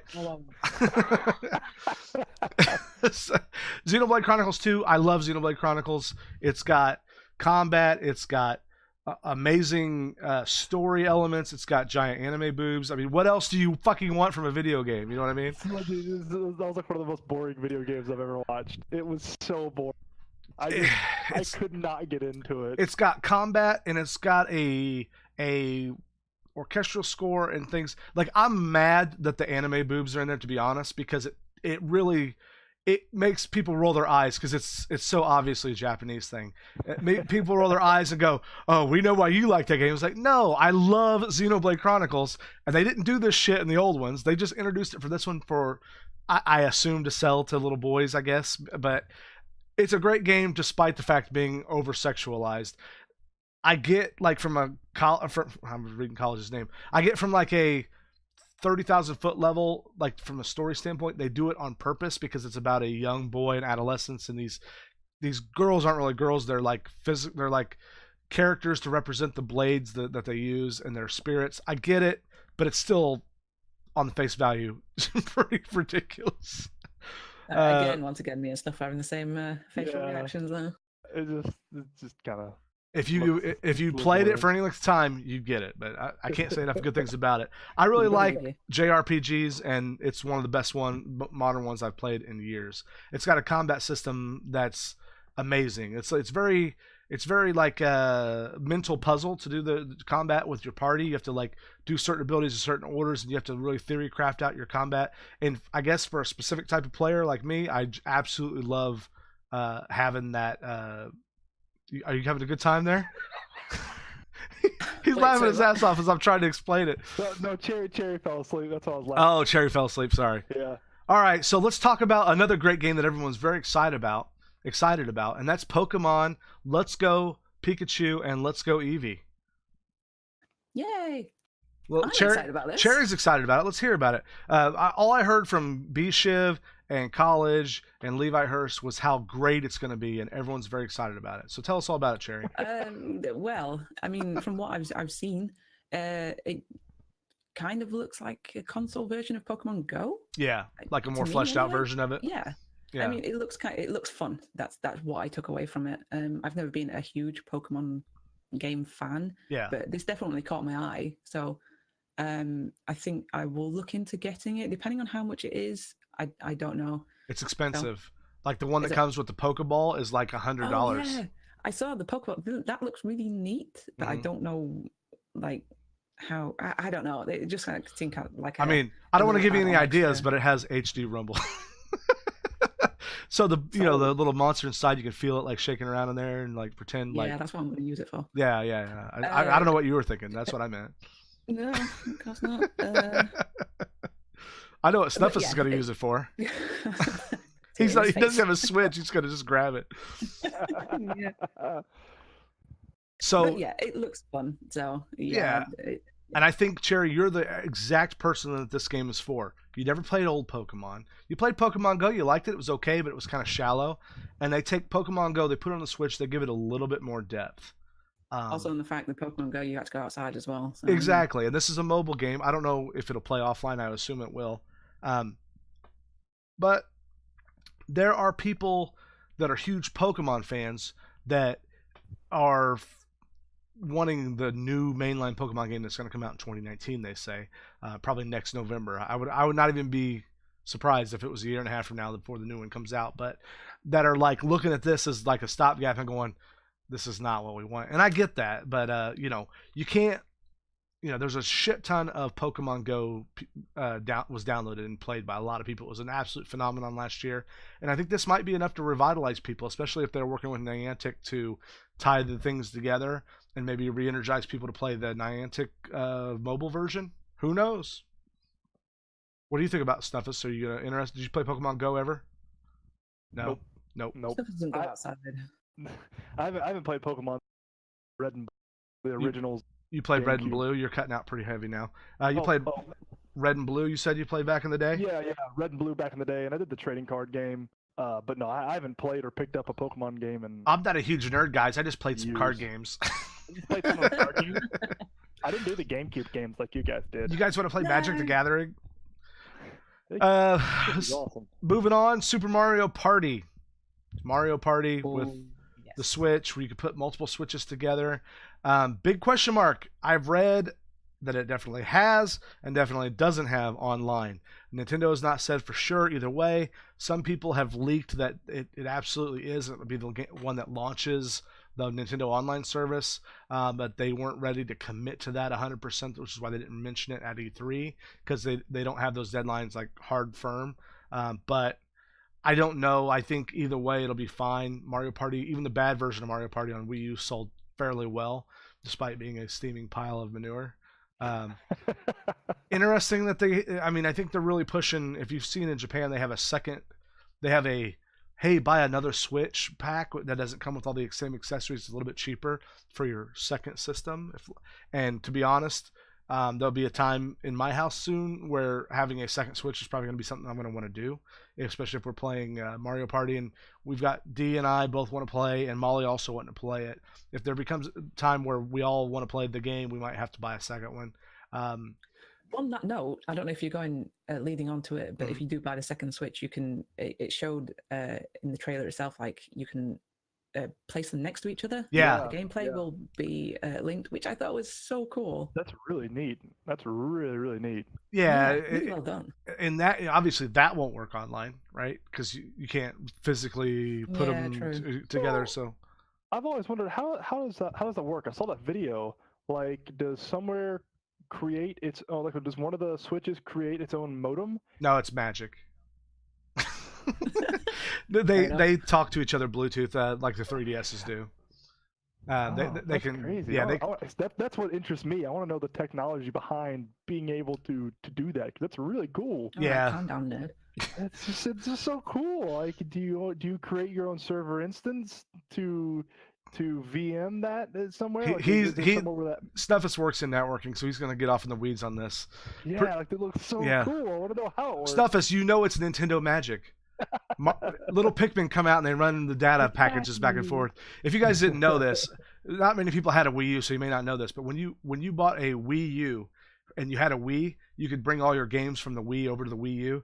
There was this little program you had to download on both, and while it was importing the data from the hard drive, there was a little animation on the screen that showed little Pikmin characters picking up all the data out of your hard drive and carrying it over to the Wii U and dropping it in. It was really cute. Nintendo did that instead of making your good Pikmin or Pikmin 4 game, Molly. Sorry. But my little 11-year-old daughter loves Pikmin, and she watched that entire Nintendo press conference when they didn't show Pikmin 4. She was devastated. She looked at Dee and said, "You know, Smash Brothers Ultimate's a really lazy name, don't you think? Ultimate, come on." I'm like, Jesus, I'm gonna have her on the podcast and let her just shit all over Nintendo. All right, moving on from Mario Party, we're all cautiously optimistic about that one. Fire Emblem Three Houses, full-on Fire Emblem RPG for the Switch. Who's excited? If you were Japanese, you'd be shitting yourselves right now because that's a very basically Yeah, please tell me about it. it's a tactics RPG. So there's a story woven in, but all the combat is like this tactics based game where you've got sword and axe and bow, and there's like a triangle of what beats what and what gets bonuses to. So and some people can shoot from 2 spaces away, some can have to be right on top of each other. Think like XCOM meets Final Fantasy. That's my general idea. It's a long running series in Japan. It's never really caught fire here in the U.S. No pun intended. But it's going to now because it's going to be on the Switch. Neither, dog. It's going to be a no. I have Fire Emblem Heroes, which is the Warriors, which is the Hyrule Warriors or Dynasty Warriors game version of it on the Switch, and they've been in Smash Brothers for a few generations now. You know, Marth and all those people. You know who I'm talking about in Smash, right? Yeah. Because they're I huge. was wondering where they were from. Yeah, they're from Fire Emblem. Yeah, you didn't know. You know. Fire Emblem Awakening, as College said, was a really good. It's a very unique mix of RPG and strategy. So it's like if you like both of those genres, it's a very unique thing to find in a video game these days. Is one that does it well, and Fire Emblem does a really good job with it. It's very Japanese, like the storytelling is very anime and a lot of reading. It's like instead of having everything voice acted, they'll do a lot of text. But moving on because we are running out of time, guys. Fortnite Battle Royale came out. Long story short, if you hate Fortnite, this isn't going to bring you back to it. If you love Fortnite, this is the shittiest looking version of it. But the most interesting thing to come out of this, and I've not tested it today, I will probably do it after the stream. Voice comms, if you don't have a Switch, you don't know this, but there's no voice comm on Switch natively for all the games online. You can't just plug a headset in and talk to people. No, who does that? That's American thinking. Just plug it in and have it work. We're talking Japan here, okay? And that's not a jingoistic thing. That's just Nintendo clearly doesn't give a shit about it. And fuck your online communication. They for Splatoon 2, they have this phone app. You plug your Switch into your phone, your headset into your phone with this little cord thing, and it's way jankier than it even sounds because like you use the mic on your phone to talk to people, which if you could imagine if everyone on Discord was talking with their microphone laying on the floor next to them, that's what it sounds like. I won't use it again. I'm a diehard, dyed-in-the-wool Nintendo honk, and I will never use their goddamn voice app again because it's such an assault on my ears. I hate it. And it's like I've said this time and time again. Nintendo has such a blind spot in some places that like they can't get out of their own way. Voice chat's one of them. Knowing what the general gamer pulse is and what's going to hit, what people are expecting is another. The very first time I learned this lesson was when I was a little kid. Oh my God, Zelda 1 was so awesome. Everyone loves it. They're coming out with a sequel. It's going to be bigger and better and awesome. And it was a totally different kind of game that most people hated. I was lucky enough to be young enough to, I was like, I don't give a shit. Actually, I didn't get to play Zelda 1 on my own. The first Zelda game I ever owned was Zelda 2. So I love it because of that. But people who were expecting Zelda 1 or what ended up being Zelda 3 absolutely hate it, and rightfully so. But Battle Royale, you can plug a headset in for what is it called? Fortnite. You could just plug a headset right into the little drive here. Let me show you. I've got an old headset that I bought for my Xbox One, and with the 3 prongs on it, plugs right in, and it just works natively. No third-party app, no nothing.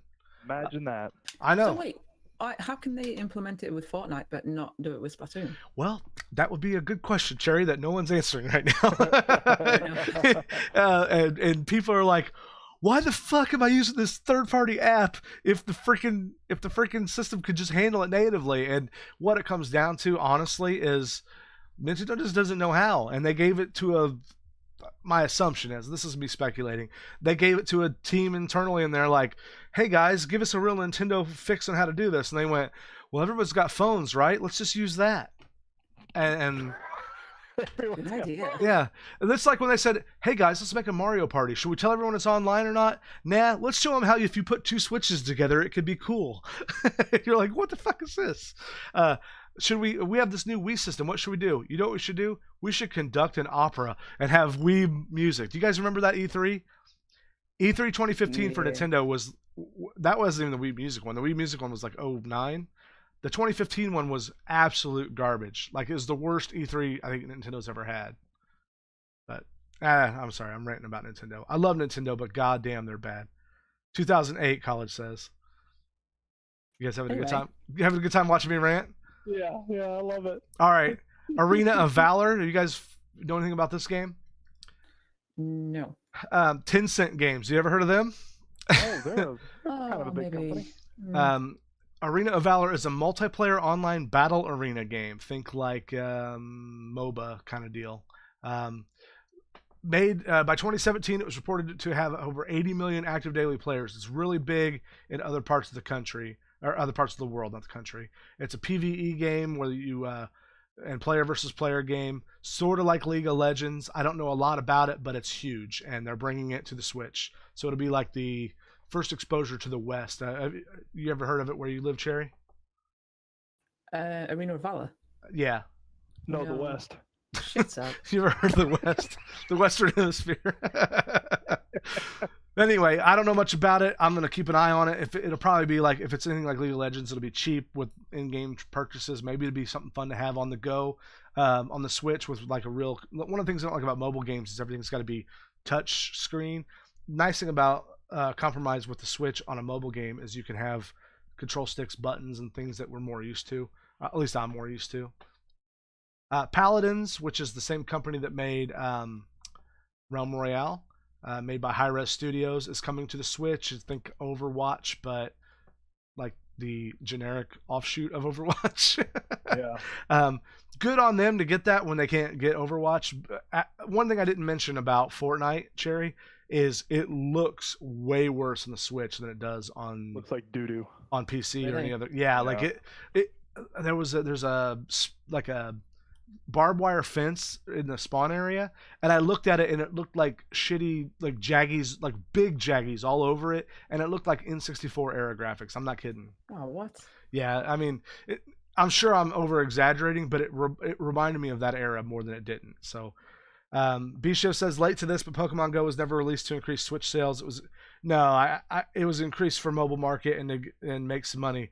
Yeah, I think this is them cashing in on that. I think they weren't doing it to sell Switches. I think they're doing this to have a companion game to cash in on those casual people, not Pokemon people, casual people who played Pokemon Go and then like, I have a Switch, I want Pokemon, I'm gonna get it. And I'm not saying B-Shiv will, but there's a percentage of people who hate Let's Go Pikachu who are gonna buy it anyway, and Nintendo knows that. That's my opinion anyway.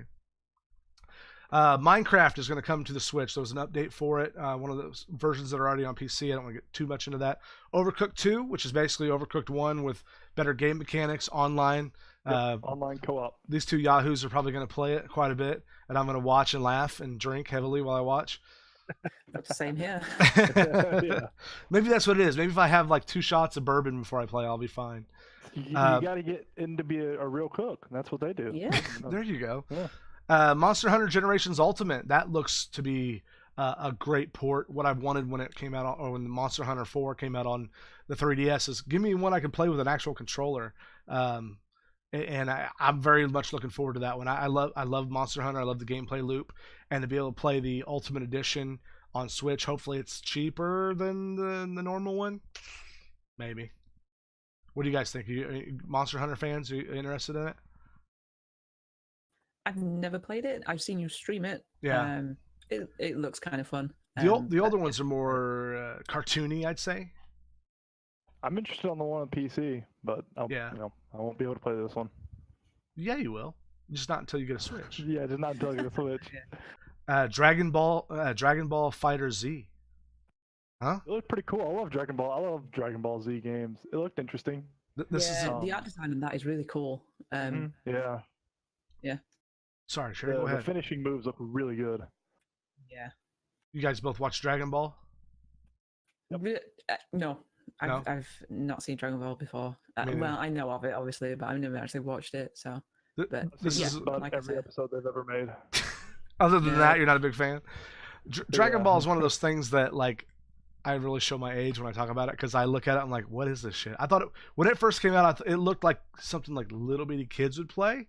And then I remember helping a friend of mine like 10, 15 years ago sell comic books. He had a bunch of comic books that he collected. He's like, hey, I'm going to go to this like comic book convention and set up a booth and sell all my shit. Will you help me? He just wanted someone to help him carry it and watch his shit while he had to run to the bathroom. And I'm like, sure, I had nothing going on that weekend. And we go there, and like grown-ass men are like, oh, did you see the new Dragon Ball Z? And I'm like, is this a thing that I don't know about? I thought it was like a little kid's thing. By the way, same thing about Pokemon. When Pokemon, the first gen Pokemon came out, I was out of high school, and I'm like, the fuck is this kid shit? Like adults are playing. I'm like, I never got into it. Moving right along, Ark Survival Evolved is coming to the Switch, so again, probably another low-res port of a game that everybody can play everywhere else already. B-Shiv, you were right. Nintendo Switch is nothing but ports, and this is a cheap cash grab by Arc Studio and Nintendo to sell to the casual market. Are you guys excited about another survival game? Because I'm not. No, I bought Ark when it came out, and I returned it within an hour and a half of playing it. I was like, no, I want a refund. This is a piece of shit. Wow. What about Mario Tennis Aces? I'm very excited to play this one with friends. I think it looks good. They already got a Mario Tennis. It's called Mario Tennis. It's on N64. Don't need another one. Well, they have tennis on NES if you want to get specific, technical. What'd you say, Cherry? I think I'm on the fence with this one. Yeah. You mean the net? I played the free. Good one. Played the free the weekend that came with it, and it was fine to play, but yeah, I think I'll pass on that one. No, you're gonna have to get it. Play with us. Sorry. No, there's too many other things to buy. I know, isn't it ridiculous? Especially like E3, you're like, Jesus Christ, my wallet. My wallet is just disappearing. Killer Queen Black. Do you guys know about this game? Quickly, Nope. It is a remake of Killer Queen. Which Killer Queen is what? I don't know. I don't know anything about this game. Queen song. Oh, Killer Queen Black. Yeah. Think 5 versus 5 Joust. Remember Joust, the old 2D game? This is basically an arcade game where you play 5v5, and it's like focused on gameplay. It supposedly is really good. I told you I was watching Chichen stream E3. He was excited about it. So this actually was one of those sleeper games that if you read it, it doesn't sound like it'd be fun, but if you see it in action, you'll get it. So keep an eye on that. Hollow Knight coming to Switch. It was announced that day. If you don't know about Hollow Knight, it's a great game. Cherry played all of it, I think. I did all of it on stream. It's such a good game. If you like platformers, 2D platformers, definitely recommend that one. It was watching Cherry stream it that made me go, oh, I should totally get this, and I bought it. And then I remembered, oh, fuck, I hate 2D Metroidvania games because I don't know where to go, and I have to, like, remember 5 hours from now that there was a door way back up here to the left. No, it's not that bad. if it's sort of like other games that I played here recently. If I had a guide that, like, if ever I got lost, I could just go, okay, go here. I could totally enjoy that game more because I like the combat, I like the boss battles, I like the upgrade systems. But my Achilles heel in a video game is you're gonna have to remember that there was a door over here that you didn't have the hook shot to get over, and it's not the game's fault. The game's great. It's absolutely fantastic. It's got great art design, audio design. It's the complete version of Hollow Knight with all the patches on the Switch, and it's only like $15. It's a great, absolute slam dunk. Yeah, it's a definite bonus to it. It's like $15 your money. It's like 11 quid our money. Yeah, so it's only 11 quiddly doos or whatever those are called. Monies. I hate you guys.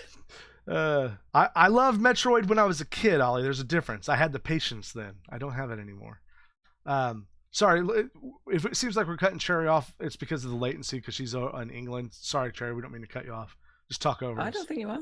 No, I've noticed it a few times, but yeah, shut up, Grant. Yeah, you should have. Octopath Traveler.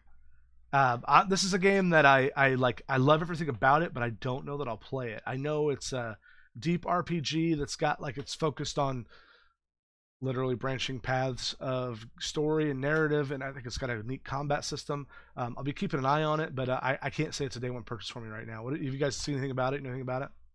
Snuffers is looking it up right now. Snuffers is like, looks like he just smelled a fart right now on stream. He's I was watching Chichen when this was announced, and it just kind of flew under the radar. I'm like, yeah, just get on with it. I want to see more crap. I don't care about this game. I don't mean to cut you guys off right there, but Deadhead just raided us with a party of 8. Thank you so much for that raid. Hello, goddammit Gary. Hello, and Risen. Hey, Deadhead Draven. Thank you so much. I really appreciate that. We're talking E3 right now. We were actually talking about Nintendo's Octopath Traveler reveal. So go ahead, Snuff and Cherry. What were you guys talking about this? You don't know much about the Octopath Traveler? No, I have just done a quick search on it, and it looks okay. I guess I need to know more about it. I guess it is a video game, confirmed. What? No way. It definitely has characters in it. Hi, Chris. How you doing? You see something much better than that on screen. Yeah, right now they're showing the 2077 Cyberpunk 2077. Cyberpunk. Yeah, trailer. So that's pretty much the end of the Nintendo press conferences. What we're gonna do now is real quick. How are you doing on time, Cherry? You got about 10 minutes? Yeah, should be all right. Okay, all right. I know sometimes you get pressure to get offline, so we're running a little bit longer than I anticipated, but I should have known better that we'd start talking about all these games. And so let's talk about we've talked about each conference. Let's go to the top 3 announcements or games that you guys are most excited about. Cherry, being the lady here, you can go first. Oh, thank you. We're nothing if not chivalrous here. That makes a change. Okay. First one, obviously, is going to be Tomb Raider. I'm ridiculously excited about that. I think who could have called that one? I know. That's out of left field. Shut up. Second is Smash Brothers. From what I've seen of that, it looks really cool, and it's been a while since I played the Smash Brothers game, so for that to play on Switch would be cool. And nice. Ghost of Tsushima as well, which was one that I was not expecting. So yeah, that's the one that's on Microsoft, right? It'll be on. Was that Microsoft or is that Ubisoft? No, that's Sony. I think Sony. Yeah. Is it a multi-platinum or is it just on PS4? I think my main exclusive, so I may have to buy a PS4. I have to track down a PS4. It's an exclusive, I think. Okay. Karma Cabre, thank you so much for joining us. Good to see you. She says that we're gonna get in trouble for sensual harassment. So, all right, Mr. Snuffus, what was your top 3? All right, so my top 3 changed after we started because I learned something I did not know. My number 1 is Madden coming out of number 1. PC. well, in the top 3. In the top 3, I'm so excited about that. Like, all right. You have no idea how excited I am. I mean, I'm excited, but it's hard to get excited about the 37th version of a game. You know what I mean? Yeah, but when's the last time it was done on PC? It's been over a decade. That's what yeah. So I'm excited about that. I'm excited about Skull and Bones. I want to see what Ubisoft does with that. I love the pirate theme. I think everybody knows about that. What? Wait, I'm excited about a pirate game? What? I know. Fuck. I know. I'm excited about a pirate game. I'm excited to see what they do with that. I'm hoping it won't be terribly expensive so I can play. All right, that's 2. And the last one is I want to see what the Demon Ex Machina. Mm-hmm. I want to see what that's all about. That Yeah. looked really cool. And the more I see of it, the more I think I'm going to enjoy watching people play it, or when I get a Switch, playing it myself. In stand-up comedy, or they have this thing called the comedy avalanche, where you start laughing about like it's a complicated joke or setup where you start laughing about the first thing, and then before you're even done laughing about that, another joke hits you, another joke hits you. Before too long, the people can't stop laughing. And that game was a awesome avalanche. Like I saw it, I'm like, this looks cool. I'm intrigued, but it's probably just cutscenes. Then they showed the combat. I'm like, no, I really want this. And then they showed like a 1 hour in-depth like how the mission system works. I'm like, holy shit, I definitely am going to get this day one. It looks really good. So top 3 for me was Demon X Machina. That was number 3. I was definitely excited about that. I'm beyond stoked for all the reasons that Snuff has said and what I just tacked on there. Number 2, I'm very much interested in the what was it called? I have this written down here. Sorry, guys. Sea of Thieves? Yeah, it was Sea of Thieves. No, Last of Us Part 2. I think I mentioned earlier how that game, Last of Us Part 1, I liked, but it had some of the console shooting mechanics really drove me nuts, and I couldn't finish it. And this is more what they call not immersive. Hi, Metal Parky, how you doing? More emergent gameplay where it was contextual based on what was going on the screen, and that you had multiple options. So if you were more of a stealthy type person and weren't really good at shooting, that was a viable option. There were some parts in the first one that were just beyond for me, and I think a lot of that had to do with me watching the story when Chaos played it earlier this month. Fates appear to be intertwined. Levi Hurst, thank you for the host, buddy. I appreciate that. Welcome to the stream. Hey, Levi. Number 1 has got to be Sekiro: Shadows Die Twice, just because I'm a huge Souls honk, and that that game does something that I don't think Dark Souls 2 and 3 and even Bloodborne did, is it's exploring a vertical plane. They're introducing the Shadows Die Twice. I've read a little bit more about it today. The Shadows Die Twice is not only just a cool name that actually came from Activision, not FromSoft, that name, but they're having a mechanic where you can respawn right after you die instead of having to go back to the last save point or last bonfire like you do in Souls, and take some of the edge off of that game. FromSoft's been very cautious to say, don't worry, we're not making it easy, but it's not going to be, I don't think it's going to be as much running back over and over and over again. It's going to be, they're going to, if they pull off what they say they're going to do, or they're trying to do, is they're going to reward clever gameplay.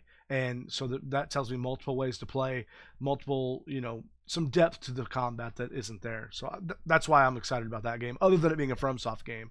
I was excited about it just because it was FromSoft, and then everything I've read since then says, okay, it's an evolution of that series. Because even though I didn't care as much for Neo, they did some interesting and new concepts with combat, with having the different stances, the different weapons that I think Dark Souls, FromSoft could even learn from.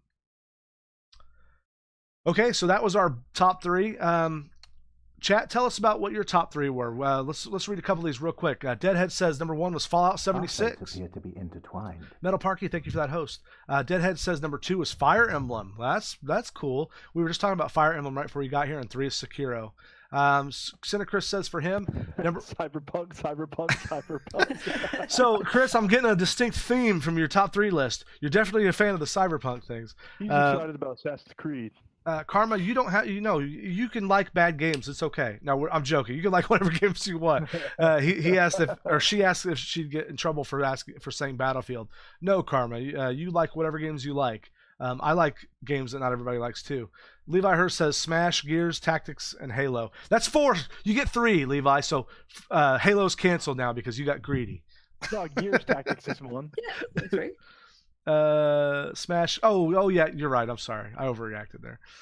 College says Smash Ultimate, Mario Party, 2 Point Hospital, and then several others. Well, all your other games are canceled now, College. What is several others? Who came up with that game? I don't know. I never heard of it. That sounds like a good game. What'd you say, Cherry? The 2 Point Hospital looks quite cool. I think that was in the PC gaming show. And it's very similar to, if you guys remember, Theme Hospital. Yeah. Remember that old school game? Uh-huh. That looks. Don't not shake your head at me, Snuff. No, I was thinking of the PC E3. Yeah, they- that was Yeah.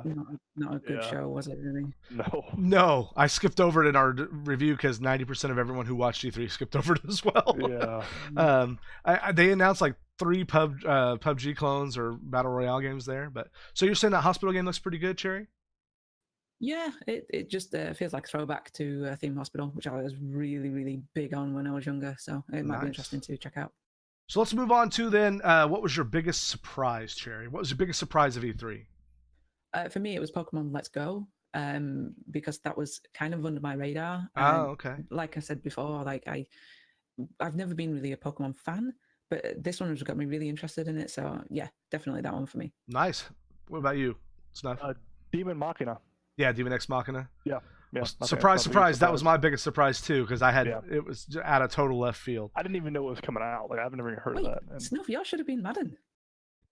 well, You Too didn't know late. it was coming out for PC. yeah. It's on the audio record. You don't get to change it now. The game Osmo. wasn't a surprise. The fact the platform it was going to be on was. Yeah, Yeah. fair enough. Surprise, yeah.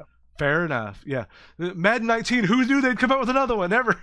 Yeah. So let's, Cherry. What was your biggest letdown of E3? What were you like excited about, and then it came out, and you're like, oh wait, I think this might be shit. Okay, bear with me on this. Okay, all because, don't shoot me down. But I am going to say Nintendo, unfortunately. No, game, not. that- Oh yeah, that's fine. Nintendo. No, That's fine. but All right. It's Nintendo just as a whole. The whole E3 Expo. I think there was just too much hype built around it for me personally, and they didn't announce what people were expecting them to announce. They spent so long on Smash Brothers, Yeah. which is fine. It's going to be a really cool game, but I think to spend half of that expo or just on that kind of it let me down. I felt like I was a little bit let down as well. That's fair. How about you, Snuff?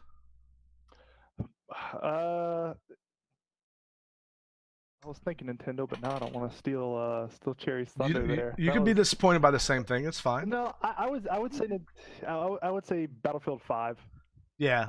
That was a pretty big letdown for me. I was really hoping Well, something I knew else. that was going to be garbage though. Yeah, but I don't know. I was really hoping they'd do something. They'd release something in E3 that'd really redeem it and bring it back, and I'd be Yeah. excited about it again. But it didn't happen, and just kind of looks like shit in my opinion.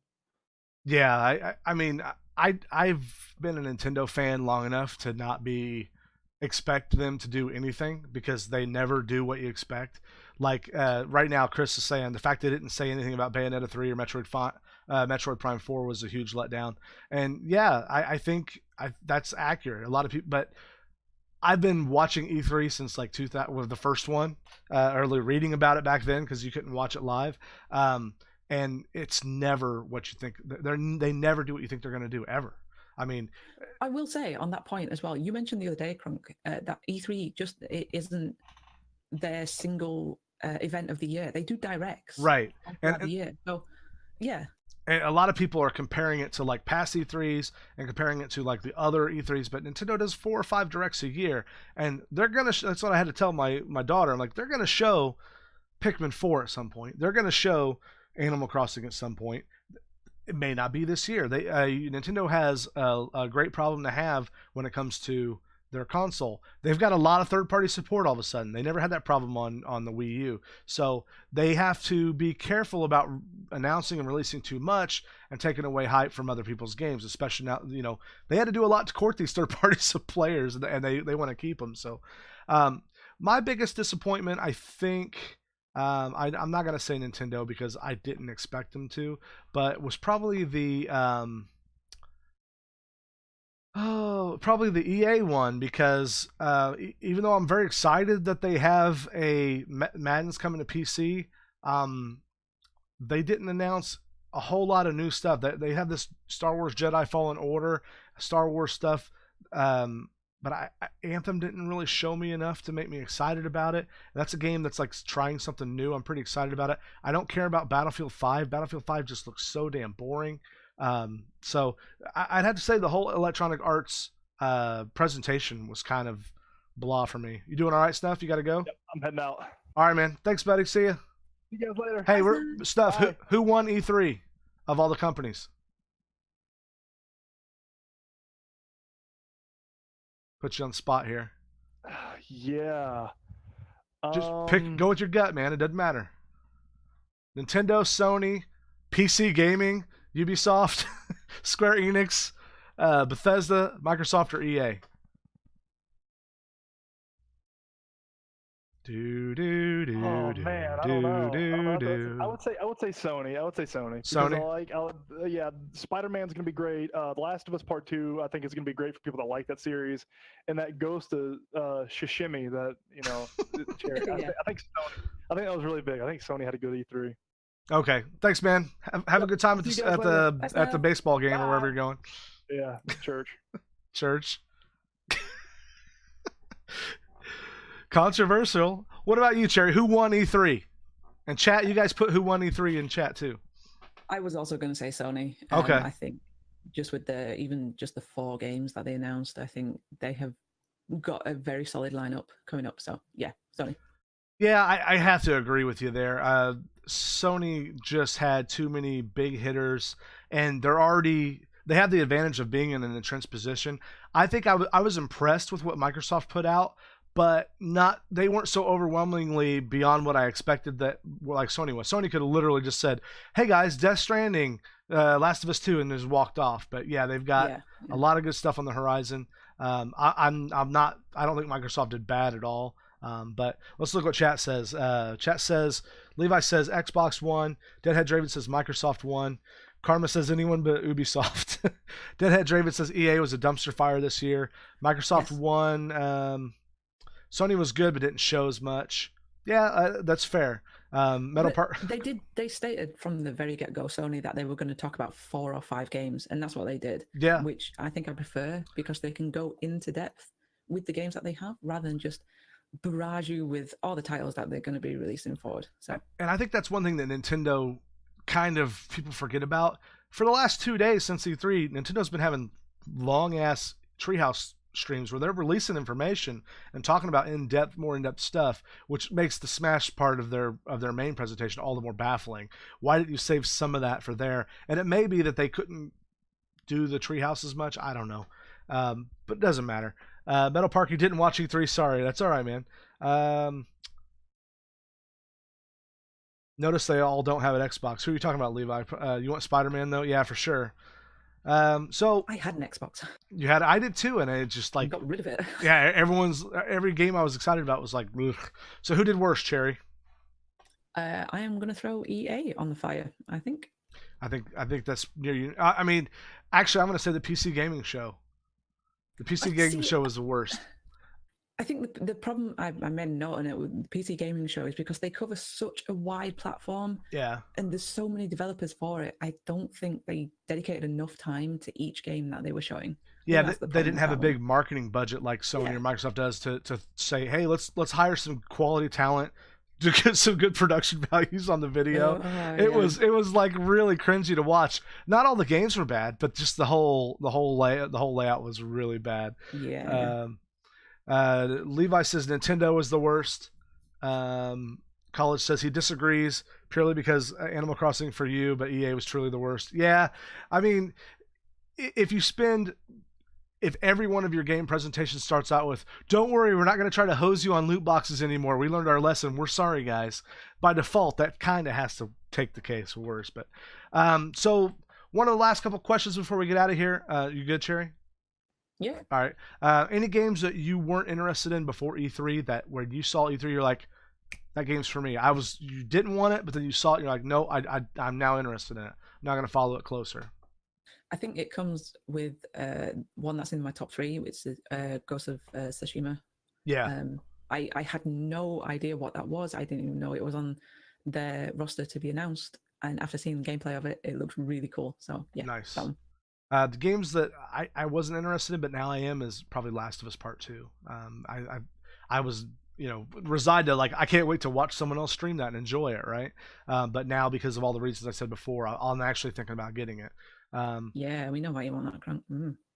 Yeah, exactly. All those hot zombies in that game.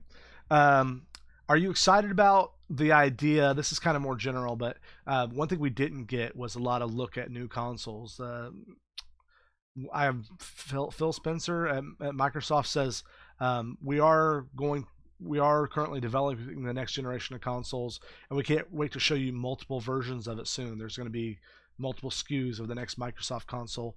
Are you excited about the prospect of a new console? Is that what we want right now, or what do you think? I don't know. I think the capabilities of the ones that are currently out probably can do the job. I imagine. Like, you've got the PS Pro, you've got the Xbox One. It depends what they come up with. I mean, how much better can you get than 4K, however big processor it's got. But yeah, we'll see what they come up with in the future. Yeah, So, I'm kind of like you. I think we'll get an Xbox One X that's cheaper soon. We'll get we'll get like a Microsoft, even starting with the Xbox One, kind of realized that, hey, the traditional home console is going to die. It's going to die in the next 10 years, if not sooner. And Microsoft was trying to be out ahead of that, and it really bit them in the ass because of the way they handled it. But there's really no need for us to have exclusive games on all these different consoles. And I think, Nintendo Switch, this whole thing with Fortnite, we didn't even talk about it. Fortnite right now, if you buy it on the Nintendo Switch, if you have it on Xbox or PC and you log in with your account, all your progress goes to the Switch too. Sony is not letting that happen. If you log into your Epic account on Sony, it's frozen. It can only be activated on Sony. If you then go to do it on Nintendo or Xbox, it says, sorry, we can't let you do that. You have to create a new account if you want to play those games on the other consoles. And that's Sony being probably being smart, even though it's caused them a lot of PR right now. If they want to keep people locked into their hardware, or they probably think they're being smart with it, but they want to keep people locked in their hardware, then they're going to have to do stuff like that. I don't know. I think the future of gaming is going to be very interesting if we all get locked into specific hardware. Here's that Fox Zelda game we were talking about a minute ago. But yeah, so overall, I was pretty happy with E3. Let's see. Levi says Animal Crossing would have sold Switches tenfold. I'm going to go ahead and disagree with you there, Levi. Animal Crossing is a very niche game. It doesn't move consoles. It doesn't have the tens of Smash Brothers is going to sell more Switches than Animal Crossing would, even if they had a brand new Animal Crossing. I think Nintendo was smart to make the decision to put Animal Crossing on the mobile. Did their implementation of it really work? Probably not, to their fans' expectation anyway. But Animal Crossing was never a huge selling game. It did really well for 3DS, which is more, like I said, the mobile market. But so did it talk you into getting a PS4, Cherry? Are you now contemplating that? I am. Yeah, there's some good titles coming up that I am very interested in getting. Some exclusives anyway. So yeah, we'll see. Well, guys, I think that is going to do it. We've gone an hour longer than I meant to do. I'll probably have to break this into 2 episodes. But Cherry, thank you so much for being here. I really appreciate you spending the time. I know it's late for you. Yes. You gotta no get problem, man. It's been a lot of fun. I've been probably nerding out about E3, so to be able to actually talk about it has been a lot of fun. Thank you. And it's good to have you on the live episode, too. We'll have to do another early one so you can get on here. Or you just stay up till 3 a.m. Come on. Yes. Yeah. But whisper stream, but okay. Thank you so much, Cherry, and I know Snuffus isn't here, but thank you, Snuffus, for covering the live episode this week while Dee's on vacation visiting her family. And we will see you guys soon. What I'm going to do now is find someone to host. Do you guys have any recommendations? Who should I host, Cherry? I don't know. Let's see who's streaming. Who should I host, Cherry? Oop. We've got Necromus is streaming. Door Monster. I don't know who that is. Necro's a really good friend of mine. He's been following my streams quite a bit. He's a smaller streamer, and I think he'd appreciate a good host. So let's hit him up. I'm gonna go ahead and do that right now. Maybe. How do I Twitch, Cherry? I don't know how. I've forgotten how to do it. Raid. Did we raid him? I think we did. There we go. All right, so in just a few seconds, I think we're going to go over there. Did I do it right? Raid. Shit. There you go. Did it work? Yeah, you've done it now. All right, cool. Guys, thank you so much, and we will see you on the next stream. Thank you for being here. and talking with us. Hopefully we didn't piss you off too much with our opinions if they differed from yours. And we will see you next time. Bye-bye.